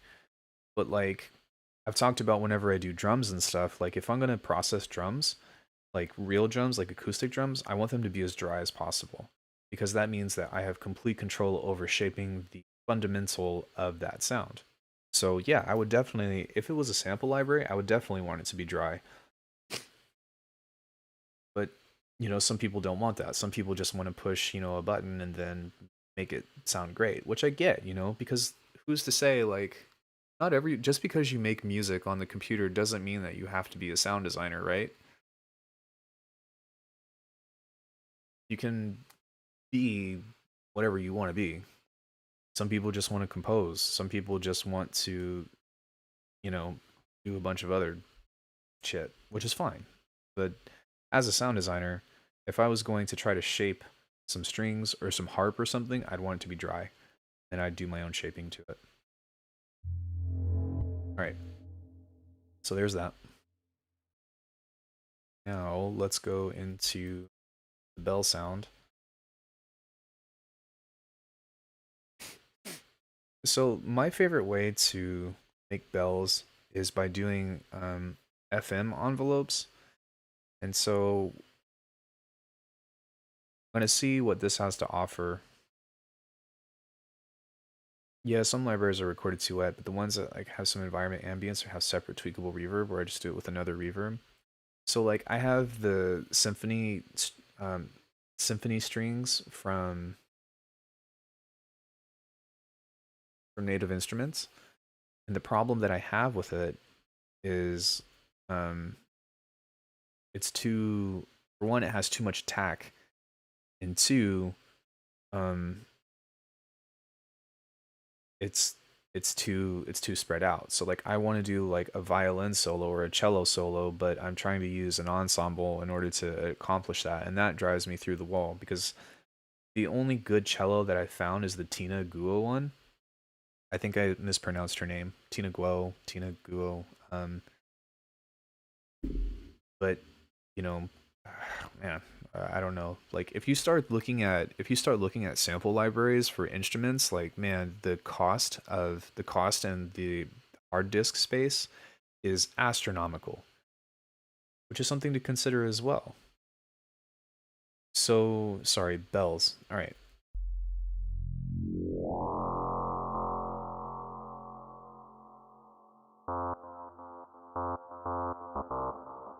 Oh, right, we want to do this. My bad. So we'll go into the default.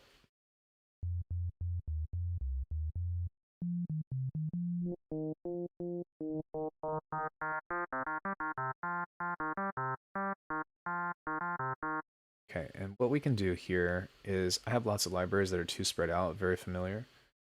Yeah.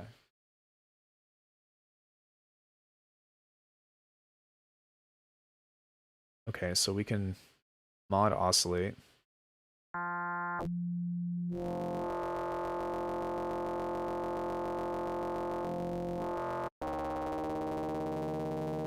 So what we can do here is we can grab this little plus thing and go into envelope 2.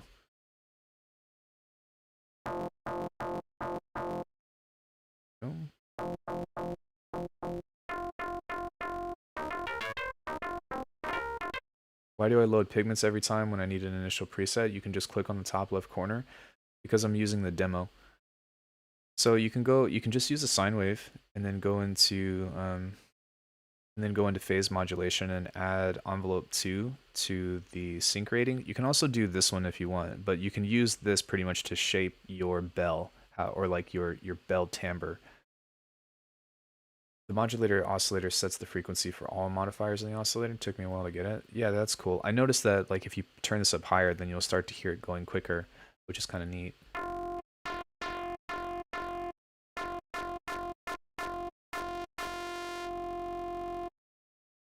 Target.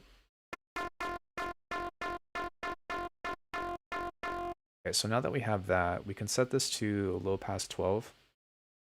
Turn the resonance up. And then we're going to apply the same LFO, or sorry, the same envelope to this.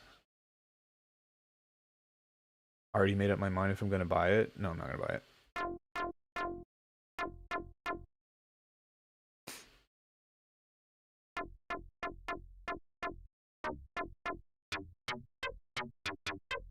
That sounds pretty cool.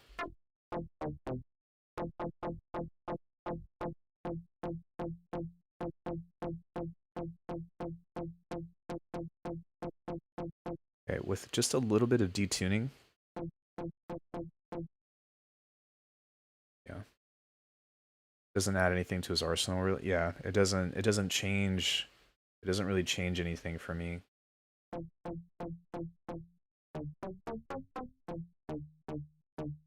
Okay, I would want the release of this to be a little bit less.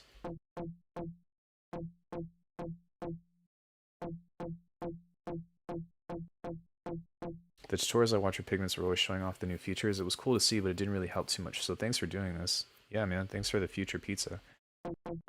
So within bells, like, the easiest thing that you can do is, like, you don't actually have to have the filter. You just need some kind of phase. I think FM is one of the best ways to make bells in general. And so all you have to do is grab an envelope and then kind of mess with putting one of those on here. And you just want a nice, easy downslope curve like this. So, you know, even if I don't like this one, whatever, okay, that's how we do that. So let's say I wanted to try a different one. Actually, that sounds pretty nice.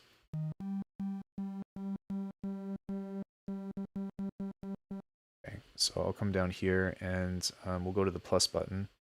We'll go to envelope 2.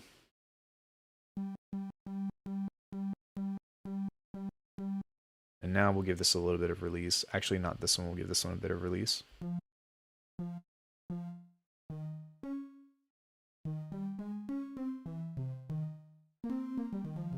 Detuning, that's the widening I missed. From the last one? I didn't do any detuning on the last one.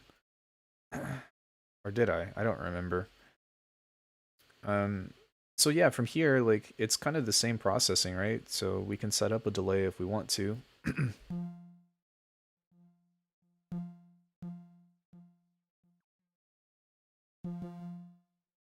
I would like to do triplets if possible.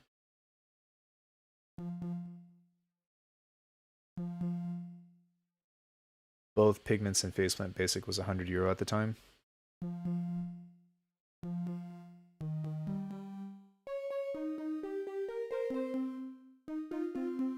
If you want some delay like that, you can do that. If you want to add a little bit of reverb, you can do that too.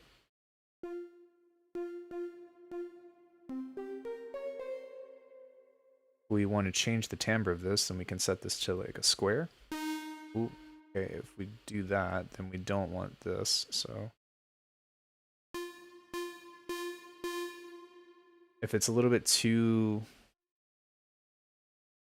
analog, then we can use a filter.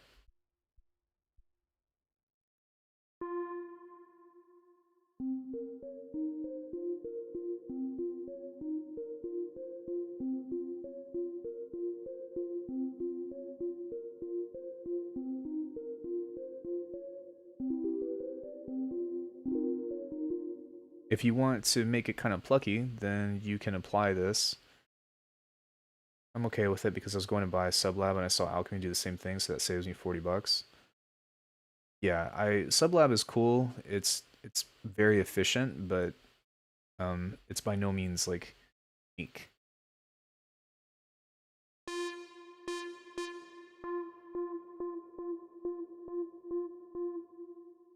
We tried 12.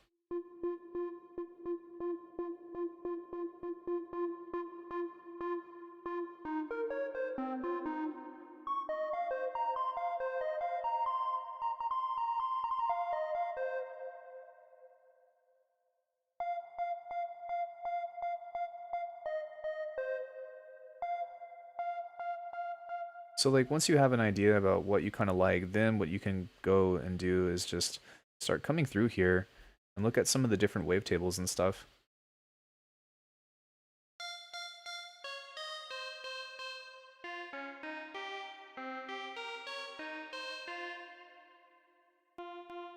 Mr. Bill sees audio effects to shape a simple sound as sound design at Korean Jesus. Yeah, I kind of same, right? I'm like, there comes a point where I'm kind of just so used to abusing effects in general that that's my particular approach to sound design as well. I did do some wavetable stuff the other day, but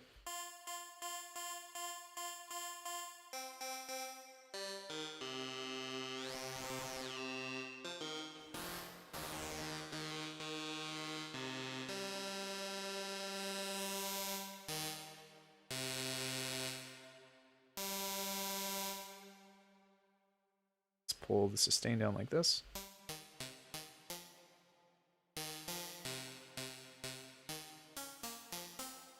You kind of get the point though, right?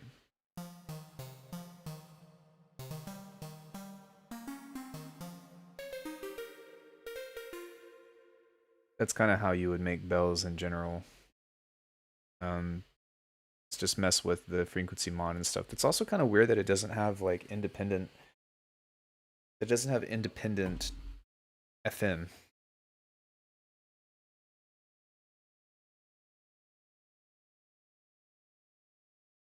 It's nice. Okay. Like you can't FM engine 1 to engine 2. Yeah, I'm seeing it.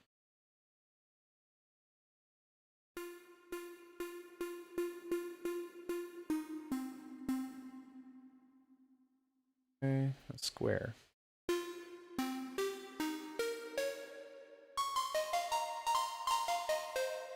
So that might be kind of cool to create something that's really simple like that, and then go into your sequencer. No FM cross mod is my biggest gripe. That's ridiculous. Yeah, that's pretty silly, I'd say.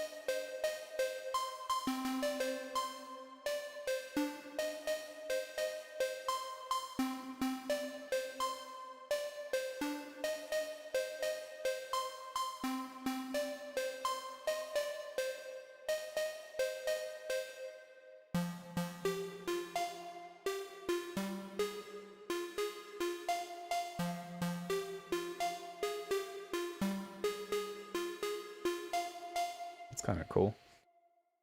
Go back and maybe change this up.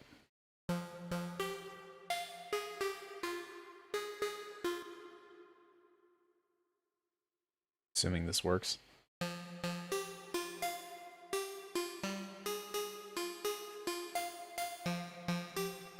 If you set the sync to free, you can get tight control of the swing by modulating the rate using an LFO.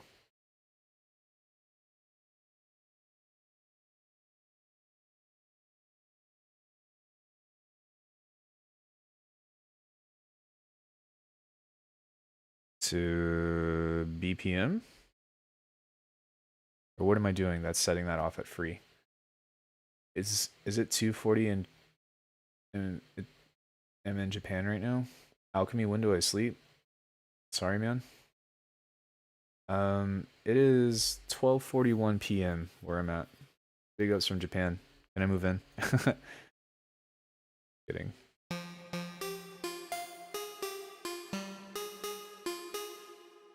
So I didn't remember right. Oh, that's okay.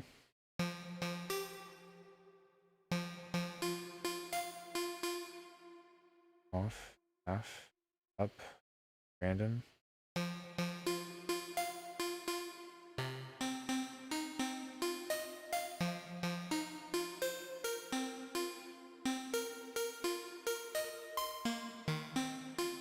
Do they have chord mode? They don't.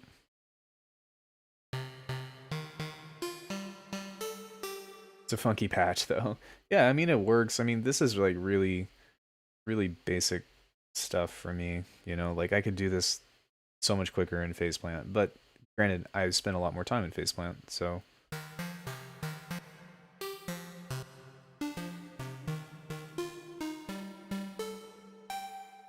yeah.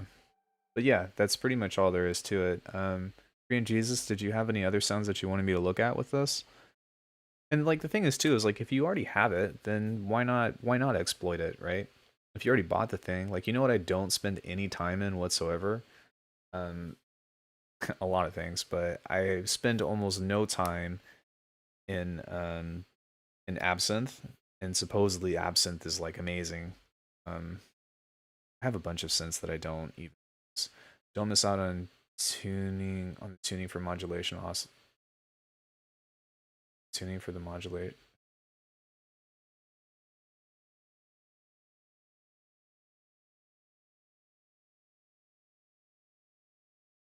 You mean as in setting a detune to help create a last sound was an odd sound effect like an explosion. Okay.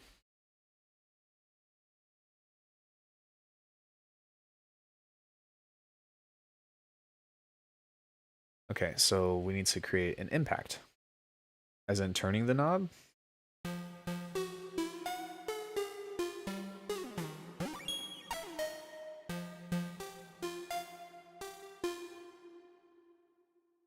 I got the horn, 808, bell. Alright. I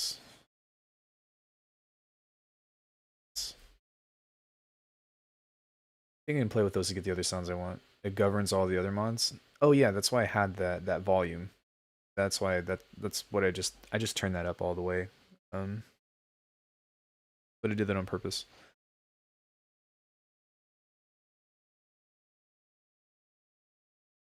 For bells, I find the FM source being a few octaves up helps. Also, making it inharmonic detune gets a very bellish sometimes. Yeah, it's I definitely agree with that.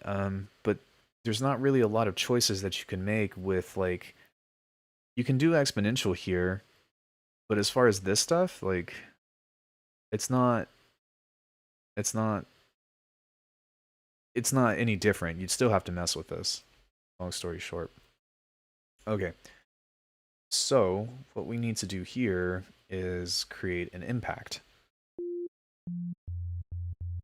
So we're going to do the same thing on envelopes. And we're going to go into the course here. Grab envelope 1. We're going to set that to 12. Oh, sorry. We're going to do envelope 2. My bad.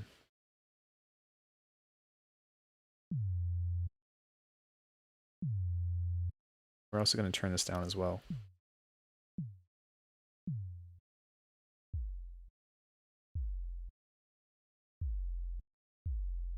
I'm going to turn engine 2 on, and we're going to grab a sample. Hopefully there's some kind of white noise or some kind of percussive element in here. I hope.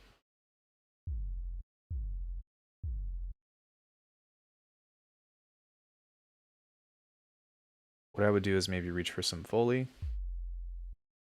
Change the start point. Why is that so quiet?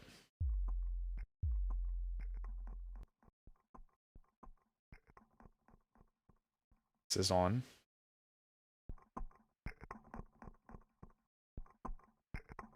Oh, that's probably because...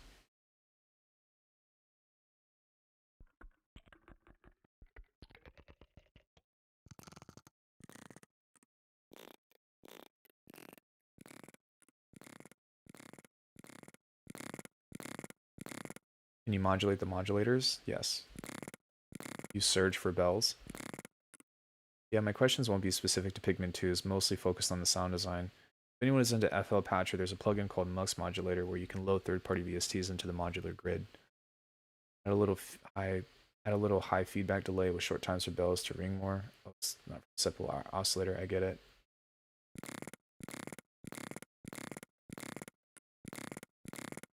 Okay, that will probably be fine.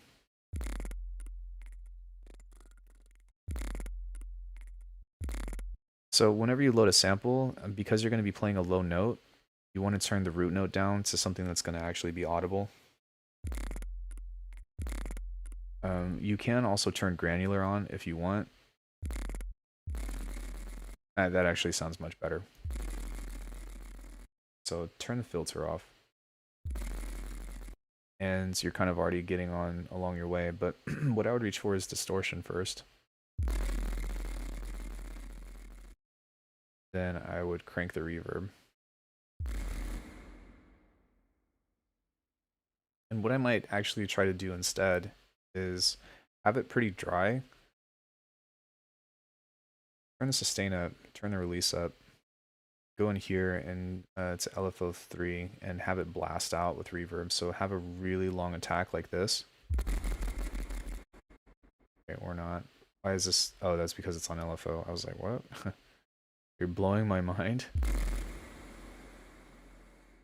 It's just an impact. Like this is a really simple impact. Maybe we can try a different distortion model.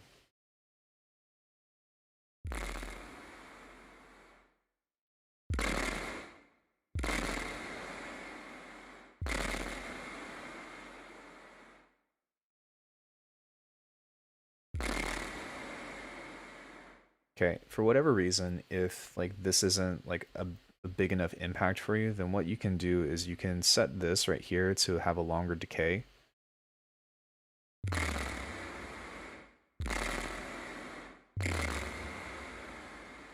And now that's arguably louder than.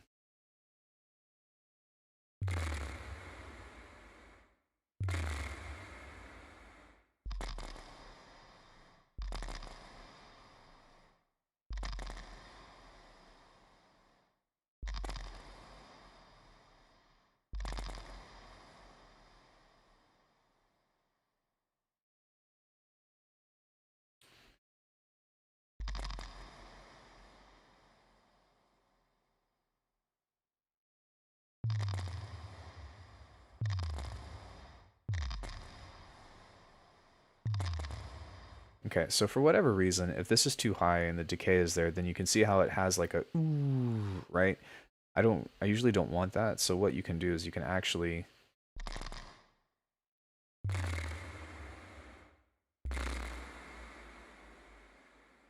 set that. It says that you can use a shorter reverb.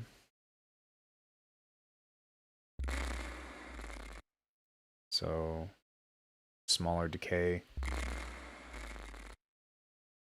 Hold on one second. You just wanted to keep the reverb on there, then I suppose you can do that too. Here and take that off. Set.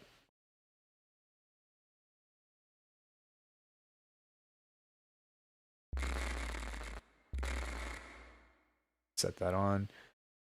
And suggested a bit crusher. We can also try.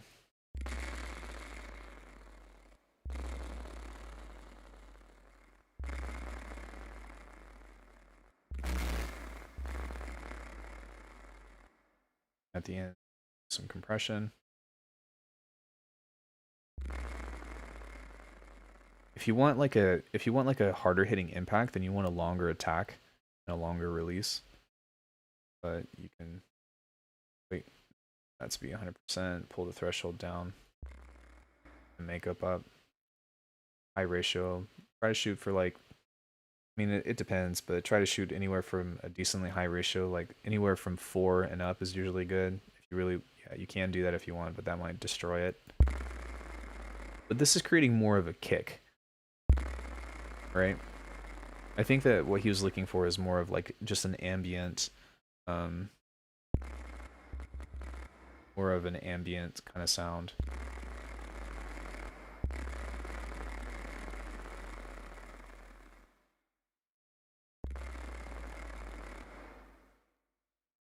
But the idea of this is that you have a saw, or sorry, you have a sine wave as your impact sound of like your right, and then with this you can use, you know, just about anything. Oh, that sounds nice.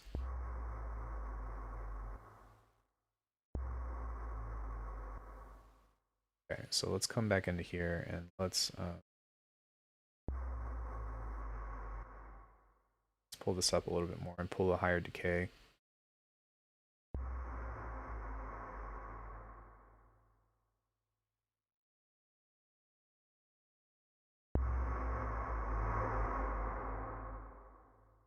And let's go back and mess with the synth here.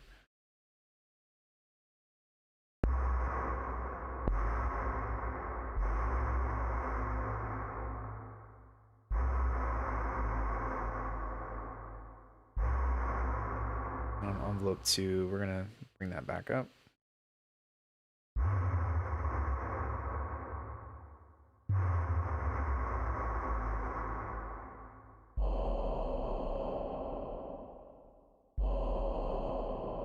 And what might even be cool is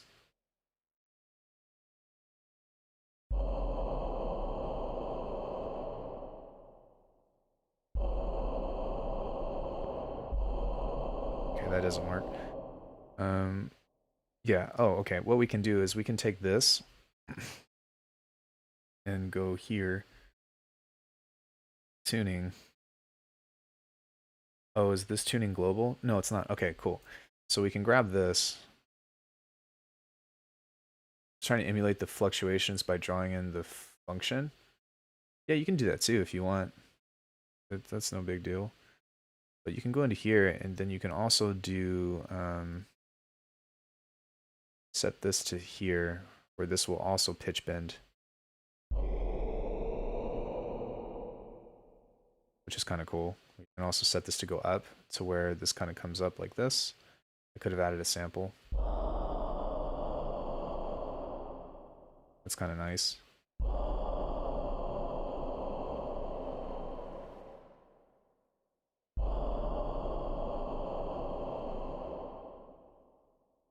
So maybe over here we switch these, turn this on, and then maybe we can try some chorus. The chorus on here is actually really nice. I really like this one.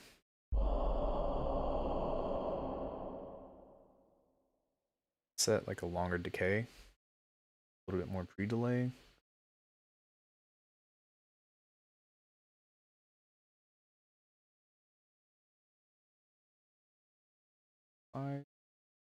Be cool if you can. Oh, you can draw it. That's kind of cool.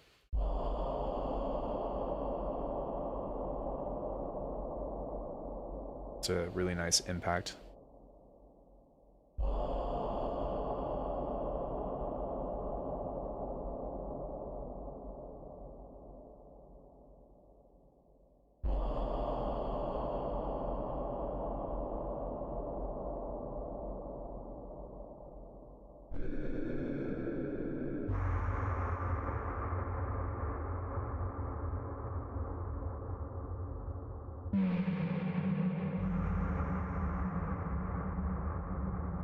So yeah, that's kind of, it's a really easy way that you can do that. And the big thing is like just have some kind of impact like this that you usually create from a sine wave or something that sounds close to a sine wave. And then having some kind of Foley. Most of the time whenever I do an impact like this, I would have something go before the sine wave, and then I would have something come kind of after. And then sometimes I might even use a kick in some cases, but because I only have access to one of these, it's kind of hard to make the kick also perform as the bass, right? Because there should be there should be 3 layers. Okay, Java, fuck you. There should be 3 layers to this. One of them should be like a kick style thing. One of them should be a bass drop, and then one should be like your texture layer, at the very least, whenever you're talking about impacts. And so when you think of things in that way, we can only kind of... Hey, Java, just install on your own. Hey, Alchemy, are you getting into record deals? No. No, I am not. I'm just a guy that does sound design.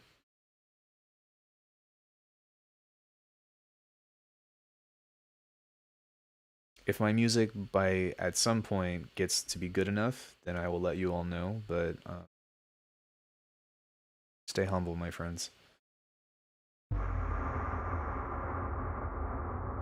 Yeah, this one would be the one that I would choose though. And then if you have like a kick that you can layer on top of that, of just like a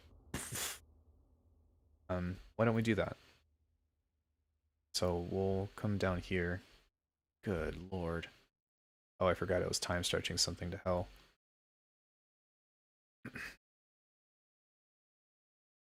Got like 4 bars. Man, you got me adding an 808 sample to my 808 sound.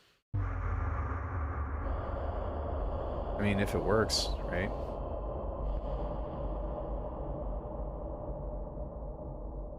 That was pretty dark after I said no.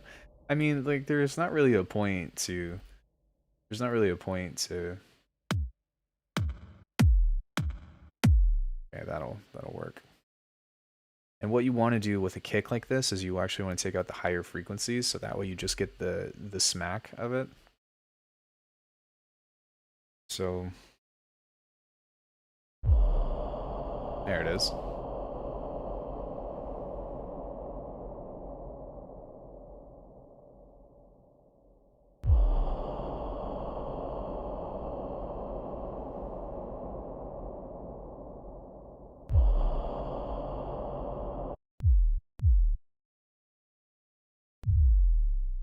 Sometimes you can get away with doing that too, but it doesn't really work in the way that I was hoping it would.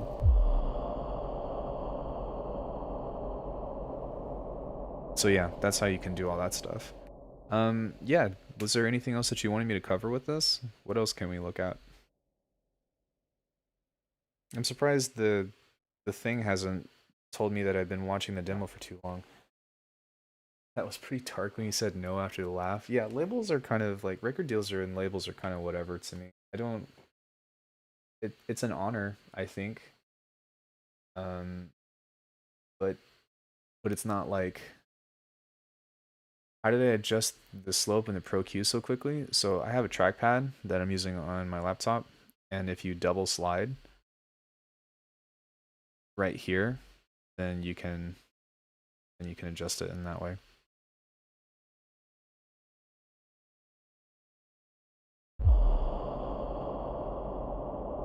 So yeah, if you're in Bitwig though, man, and you have pigments, like I would try to get deep down and dirty into like seeing what else you can modulate within this that you can't normally modulate in here. It is cool that there are some like randomization patterns, and that is a big step up to, you know, like compared to like Serum or something, but um yeah, it's a cool little trick. There's actually a lot of multi-touch features that you can do in ProQ, which is part of the reason why I like it so much. Like you can also adjust the Q in this way by doing the same thing.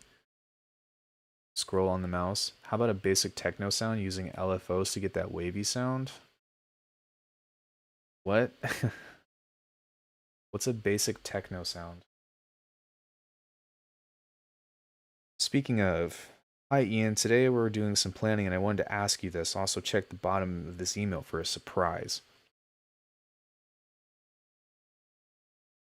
Anything using LFOs and pigments? I got a lot of sound design and effects.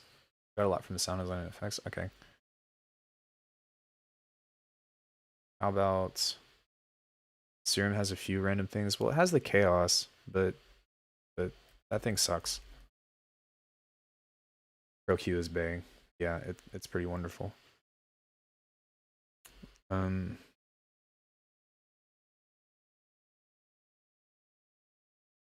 so let's grab a saw.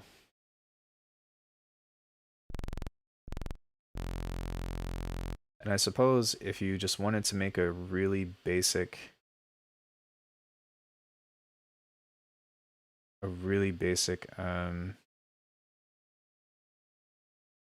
I shape this? I can. Okay.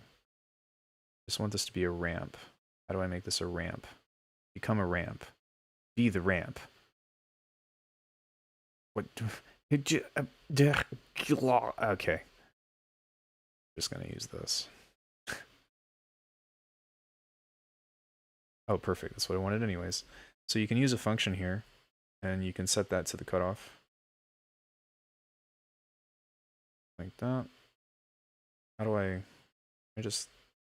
A drag and drop would be really nice, but alas, you gotta do it this way.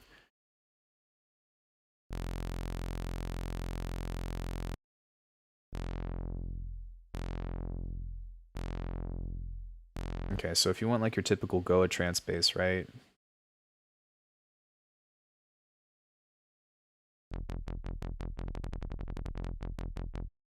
And a typical like techno BPM that would be appropriate would be like 120, anywhere between 120 and 140.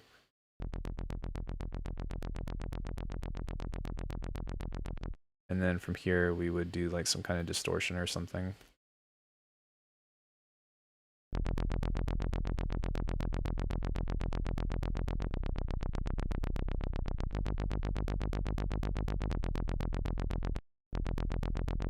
So that's a really easy thing that you can do. If you want to kind of change it, to modulate, click the title of the modulator in the middle and pull the highlights around the knob. Click the title.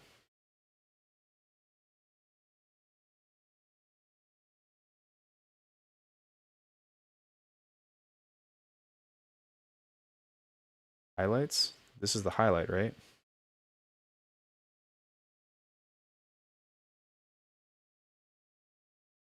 Drag knob contours.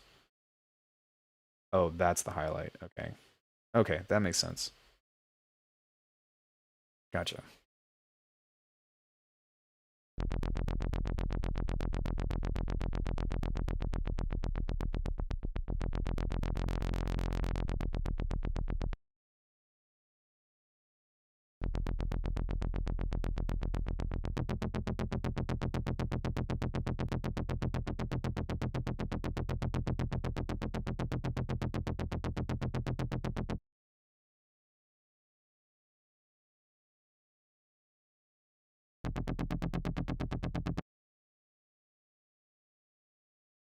It usually is simple, to be honest.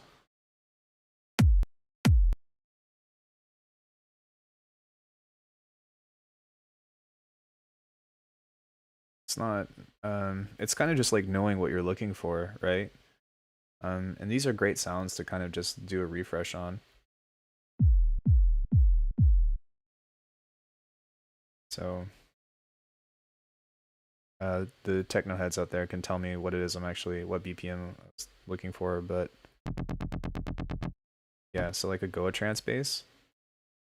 Seems I'm overcomplicating it. Yeah, it's really easy to do. This might actually be cool to do the opposite. So like if we take that same thing, right, and we go here, and we switch that to up, that might be a cool movement thing that you can do.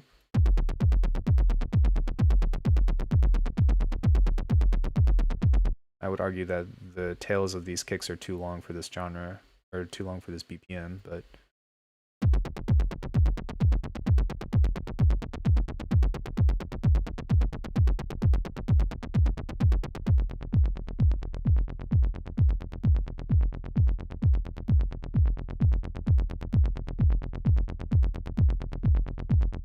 I think that sometimes some delay is something that they put on this.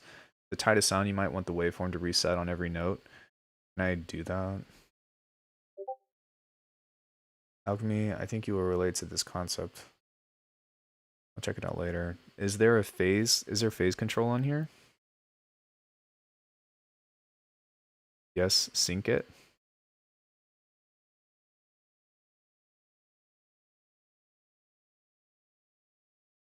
Hey, how are you? Hey, Nikita. I'm doing well. How are you?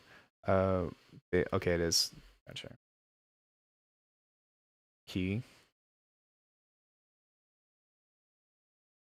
So we'd probably want to do just like a touch of syncing though, right?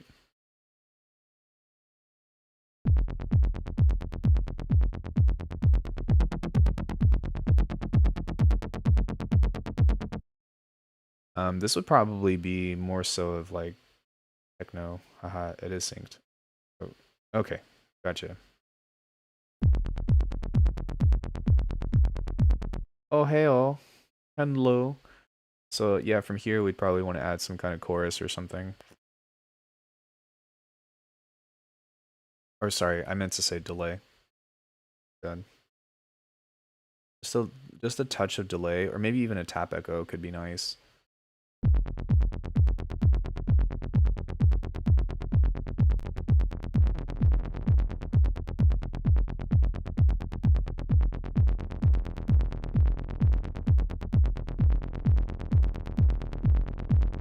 Techno kick, you can apply the same envelope using for the volume to control the drive on the wave folder.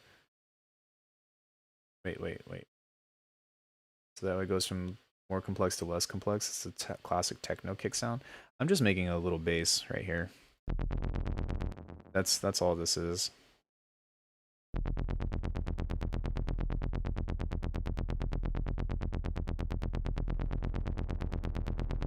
Let's try a delay instead and see what that does. Somebody was asking for some like really basic stuff, so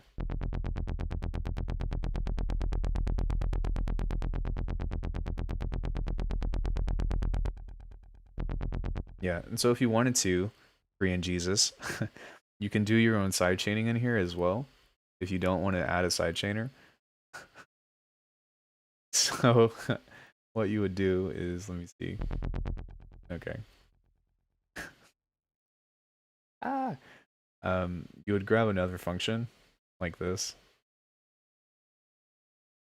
and you'd go to the volume here and pull this up. But instead of having this one in this way, because this is going down, start this here and pull this up. This. And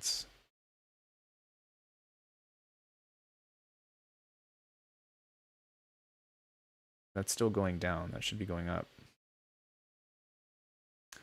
Oh, that's because I'm in function 1. Lol. Okay, function 2. Go here. Go here. There it is.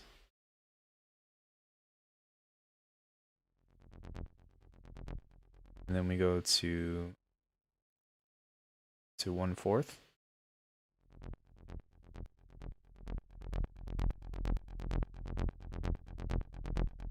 The wave folder thing works good on basses as well.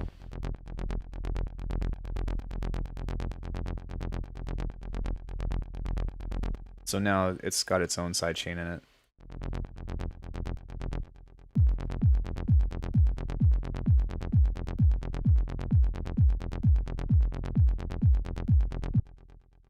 Then if you're like Seebeck, I love Seebeck, by the way, and I'm totally trolling right now. I don't mean this, so don't take it personal.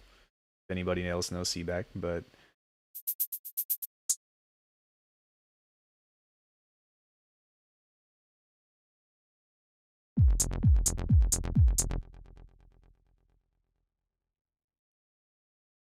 play decay. Let's give you a really short. Let's do the kilohertz one. Just like a really short feedback with some ducking. Set that to like here, and shape that with a Pro Q.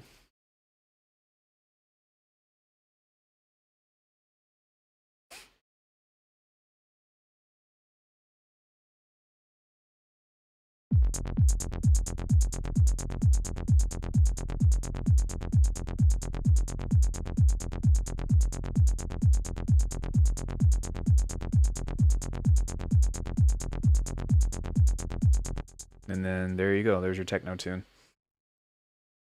So yeah, that's how you would do a techno thing in that way. Super easy, you know. It's just being mindful about what you're doing to control the volume.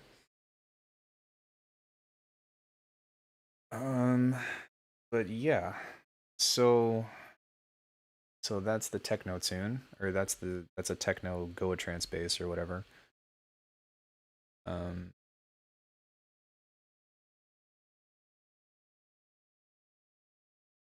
Engine 2. I was tripping out for a second.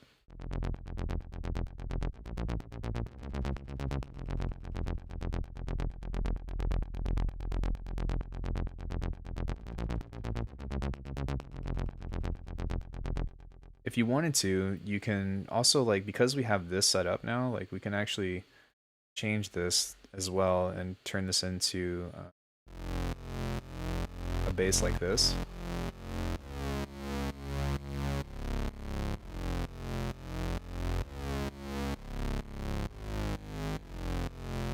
And if you wanted to turn this into a super saw, then you can introduce stereo into this and detune the hell out of this.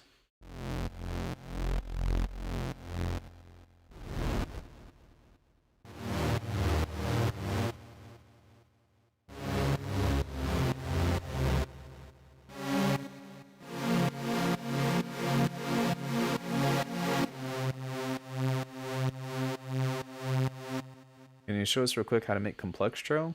Yeah, I just did it with the saw base. When would I use filter mix automation? Mostly in neural bases.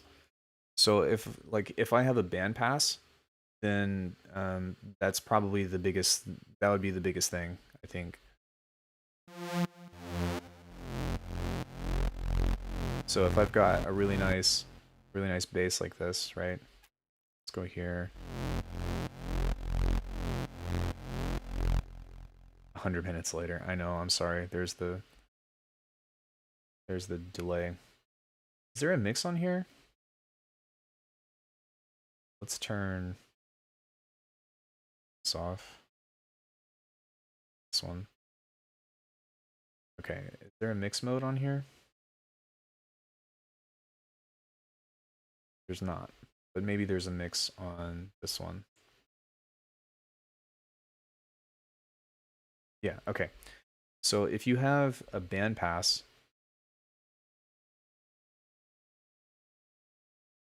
and you are taking out a lot of the original sound,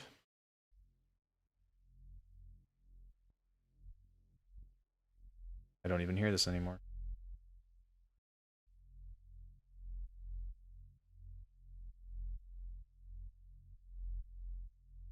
That's because... Oh, okay. Let me go into here and turn this function on. Go over here.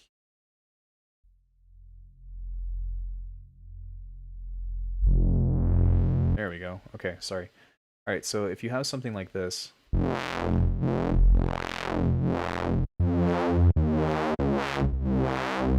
it sounds really good, right? But the problem is that you're cutting so much of this out. So what you might want to try is maybe either doing a multi-stage envelope or something, and setting this here, and pulling the dry wet down a bit. And so what this will do is it will help reintroduce some of the original signal whenever you're doing your cutoff stuff.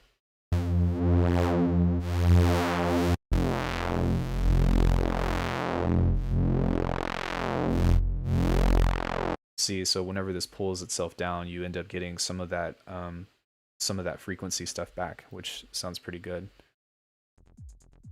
Why am I not live? No.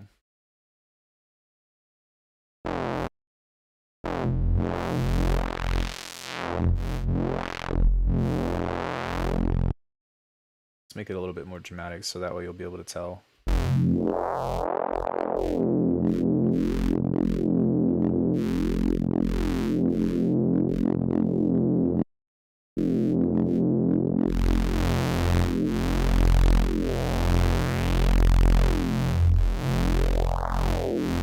So by manipulating this, you're still getting some of those vocal tonalities, but you're also able to bring in some of the original source signal. And that this is a way to do complex filtering in order to create like complex movement, right? So if we set this to here, same thing. Kind of just pull this up just a little bit, like there. Now that can do its own thing. And then what we can do is add another filter here. This can control the overall signal. So we'll use the third one. I've started using Bitwig and it's like a breath of fresh air for me. It's been learning all day and it's been great, not gonna lie. Man, I flippin' love Bitwig. It's so good. So good. So good. Okay. So now we've got this going on. Now between all of these, we've made our own essentially like complex filter, right? Because on this one, it's modulating between a high pass and a low pass that's creating the band pass. If you think about it, right? Because that's what a band pass is. It's a high cut and a low cut that only allows a certain frequency range in.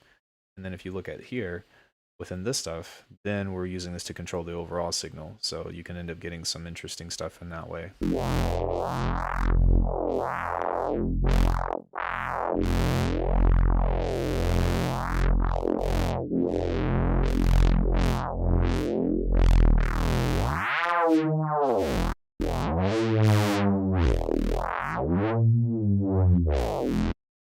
So yeah, you can definitely make neurobases with this by all means. I actually want to take a look at the phaser on here and see if this can do what I would like it to. 4 poles. Set that to 0. Can't. But sometimes controlling the frequency like this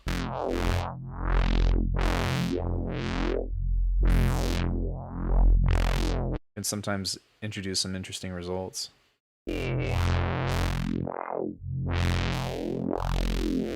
On your low end, but obviously you're starting to split it, so you got. Oh, there you go. All right.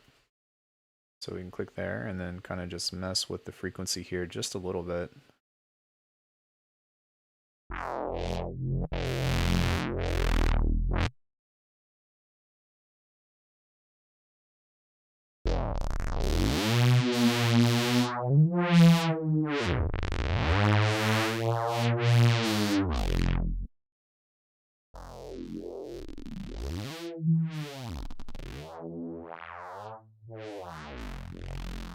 So maybe at the end you might want to do some a little bit more distortion, like, but I would be subtle with it. What were you using before? Yeah, what DAW did you come from? And we'll send that to Ascend. And over here,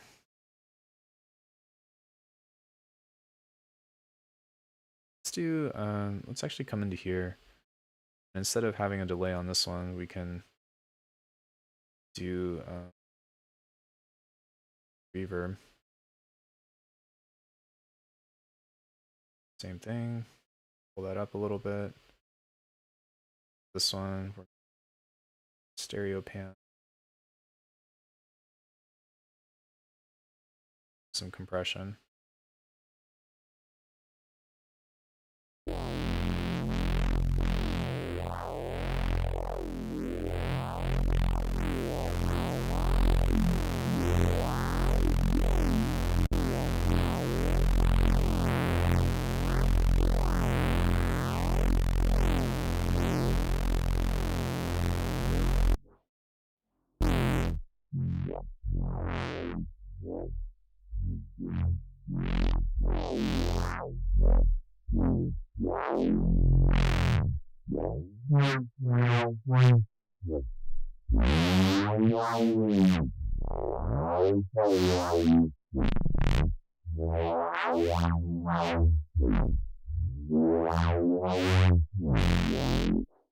So yeah, I no right on time. So yeah, that's like a way that you can. Oh cool, I use Ableton and Bitwig for my productions. Yeah, I also I also defected to Bitwig from Ableton as well. I still love Ableton. It still has a lot of great things like that are unique about the program. But yeah, a lot of the hotkeys are similar, and the workflow environment, the layout is super similar in a lot of ways. Albeit, I think that Bitwig is a little bit more efficient. Once you go Bitwig, you can't go back. I know some people that left Bitwig for other programs. Like, not too long ago, somebody was like, "Oh, Bitwig doesn't have comp editing, so I'm gonna go back to something," and I was just like, "Dude, what?" But whatever, you know. He probably knows. So yeah, that's Pigments in a nutshell. Um, Korean Jesus, did you have any other questions with Pigments? We can do some other sound design if you want. Simpler and factory plugins are rad. I like. Well, I do like simpler. Sorry, I read that as presets. Yeah, the plugins, some of the plugins are amazing. So while I'm waiting to see if Korean Jesus has any questions, I wanted to talk about stereo and your low end.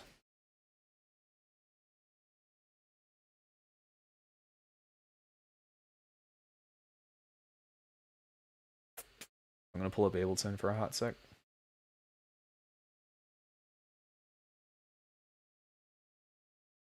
You don't really want to take so much of my time? No, today was dedicated to this. Like I told you, I'd spend as much time as you want on it. If you have other questions and stuff, then I'm more than happy to answer. I don't really have an agenda today, to be honest. Kind of just messing around. I was thinking about doing some production, but I don't know if I want to or not.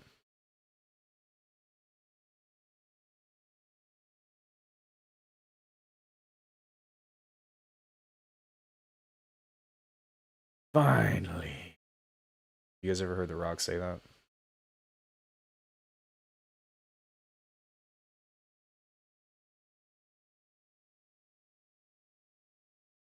Finally. Alright, so I've got this user library, templates.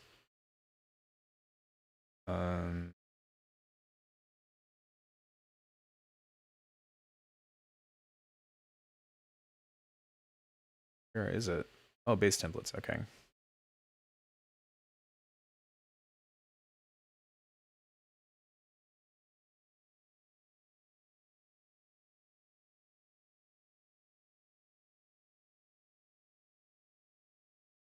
Echo sub. Resub echo. Alright. When would I use all three LFOs? Well, kind of like how I did with... I don't know. Maybe, does it? Yeah, I guess so. Is it a use case? Yeah, it depends on the sound that you're going for, but like kind of like how I did on those sub basses, or on that saw kind of neuro template that I made. I used all three randomizers, right? So if you want to do something that you want more control over, then that's when you would use all three LFOs together. Or you can set one LFO to LFO another LFO to LFO another LFO, and sometimes you can get some interesting results with that. So this sub I have used on so many tunes, but if we take a look at this,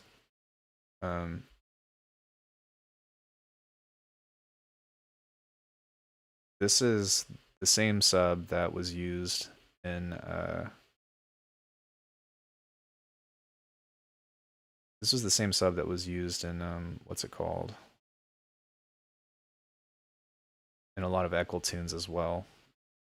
But I don't think that this is the actual patch, I want to say. This looks different to me.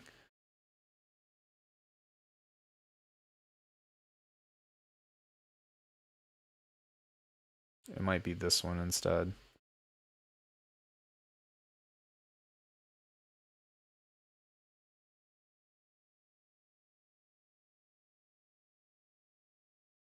Okay, so if we look at this, is there a hotkey for searching in Bitwig? I mean, in Ableton you can use Control F or Command F. I think it depends on what you're looking for.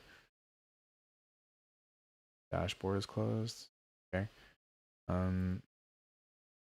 No, but both browsers are here. So if you want to search for something and you want to pull something up, you can just find the browser window right there. And then you can also find different things right here like that. But I don't usually use a search function for anything because it's already in a menu that I want it to be in. User library. Okay. So check this out. Let's open a live set. So this was a 15-minute track challenge from Echo, assuming it's in here.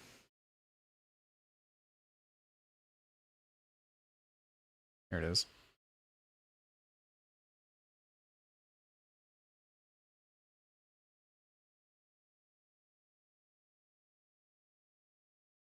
But I'm just going to pull up the sub, and you'll see that even he stereo and stuff, and it can work. You just have to be really mindful of it. And a lot of times, like, it's still better if you like mono everything below 80, and then after that you can start to spread things out. But it's fine. Yeah. So here's his sub bass.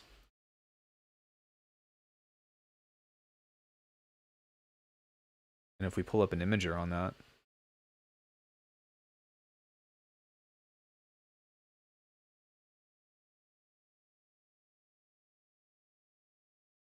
check this out.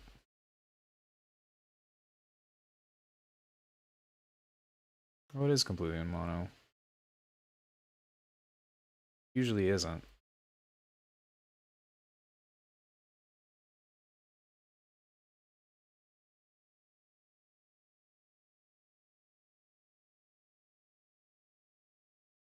Okay, that's fine. Well, gotta go a long way just to prove a point.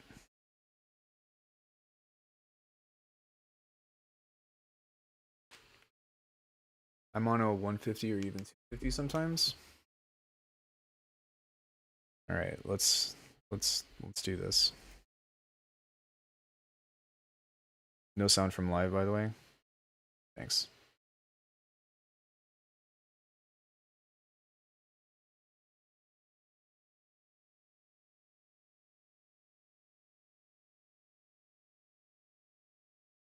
Hold on one sec.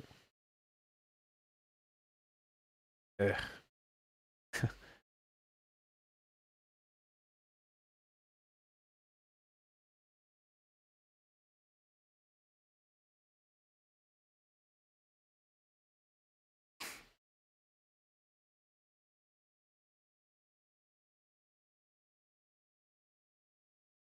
Oh, that's not good. Did I lose?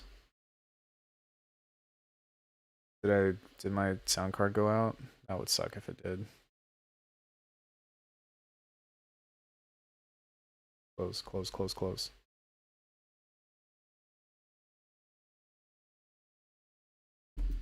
Okay. Honestly, I think you answered most of my pigments questions. I'm just playing with the things that I've learned. Awesome. Okay. Sorry, Bitwig. You're done so.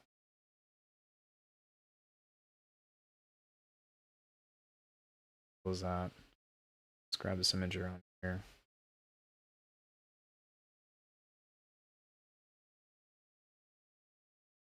Hopefully I didn't. I did.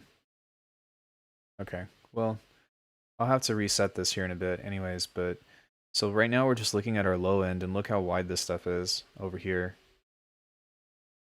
And then if you look at the main section of this, you can see that there's stereo within the low end. Again, I really appreciate it. Yeah, for sure, man. So 140 has stereo information in it.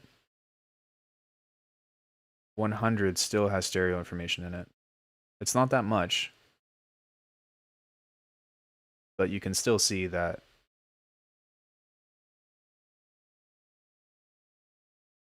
that moves in that way. So that was the point that I wanted to make, is that like a lot of times you can, in fact, over the last 2 minutes, okay, you can get away with having just a little bit of stereo information in your tunes. Likewise, if you look at some other professional tunes or whatever, you'll see that they have a little bit in them. And like having it in complete mono is okay, and of course like it's compatible and stuff, but having just a little bit of stereo spread in your low end, if it's just a little bit, like a little bit, you won't be able to tell usually. The phase cancellation will be so minute that, yeah, it'll be fine. Okay, well, we lost sound within that, but if I bring Bitwig back, this just totally crash. Hopefully not. Hopefully not, because that's really annoying. I have to restart my computer. Streamlabs OBS freaking blows when it comes to signal splitting and stuff. Yeah, for sure. Does anybody else have any other kind of production questions that we want to look at? I'm kind of just hanging today. I often put reverb on some tails. YOLO. Yeah. 3.28 is available? What's in 3.28?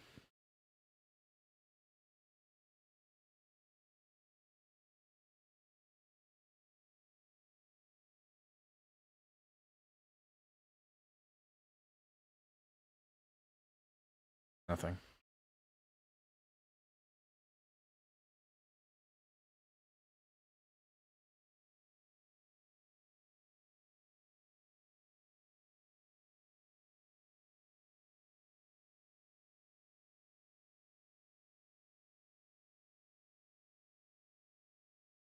Nothing.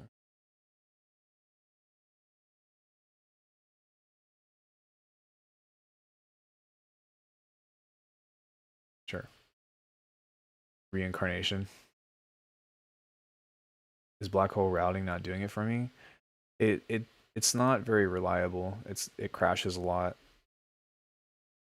I guess this is crashing on me too. Oh, there it goes.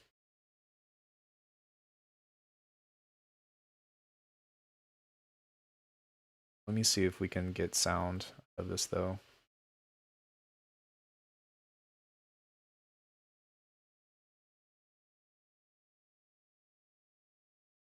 Did that make a sound? No, it didn't. God damn.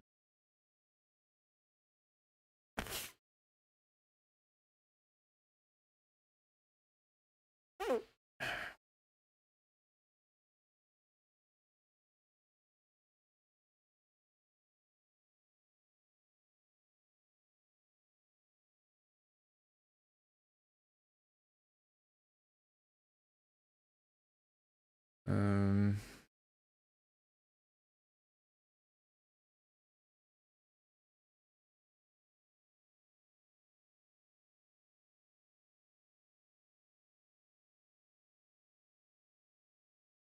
man. Yeah, black hole does not usually bode well for me. All right, well, let's see if I can get away with doing this. Creating a new thing. Streaming on Mac OS stuff. It can be, but like this I usually don't have this problem. I'm kind of worried that like my sound card is going out or something.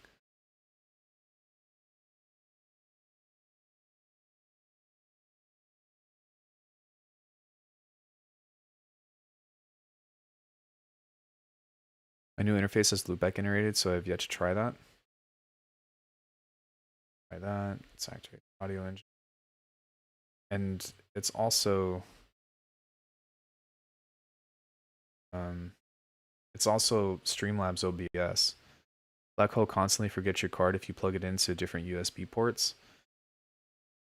So, well, let's just see if this works.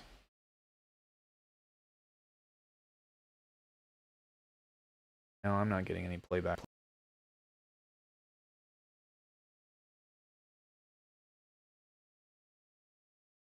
I'm in single digits, right? Hear you, man. Why? Why?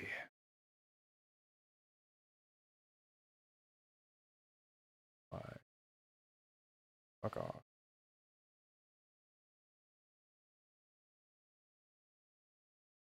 I did an experiment by making super wide subs and then checking it in mono. It sums to have a cool rhythms, and then the headphones it sounds insane. It's something fun to experiment with. Are you familiar with respaces? Subs to have phasing rhythms. Sums. Yeah, are you familiar with respaces? Because that's pretty much what this channel is dedicated to. But I'm glad that you found that, because now you can do some really amazing things. Love how you read every comment like it's a question. Sorry. Did an experiment with white subs and then check in mono and some.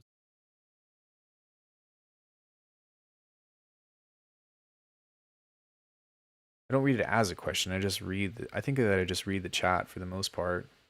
Just because like I want people to know who I'm talking to, right? Okay, well, opening up Bitwig and Ableton at the same time was a big no-no, so I might have to restart the stream. Oh, and now, what the fuck?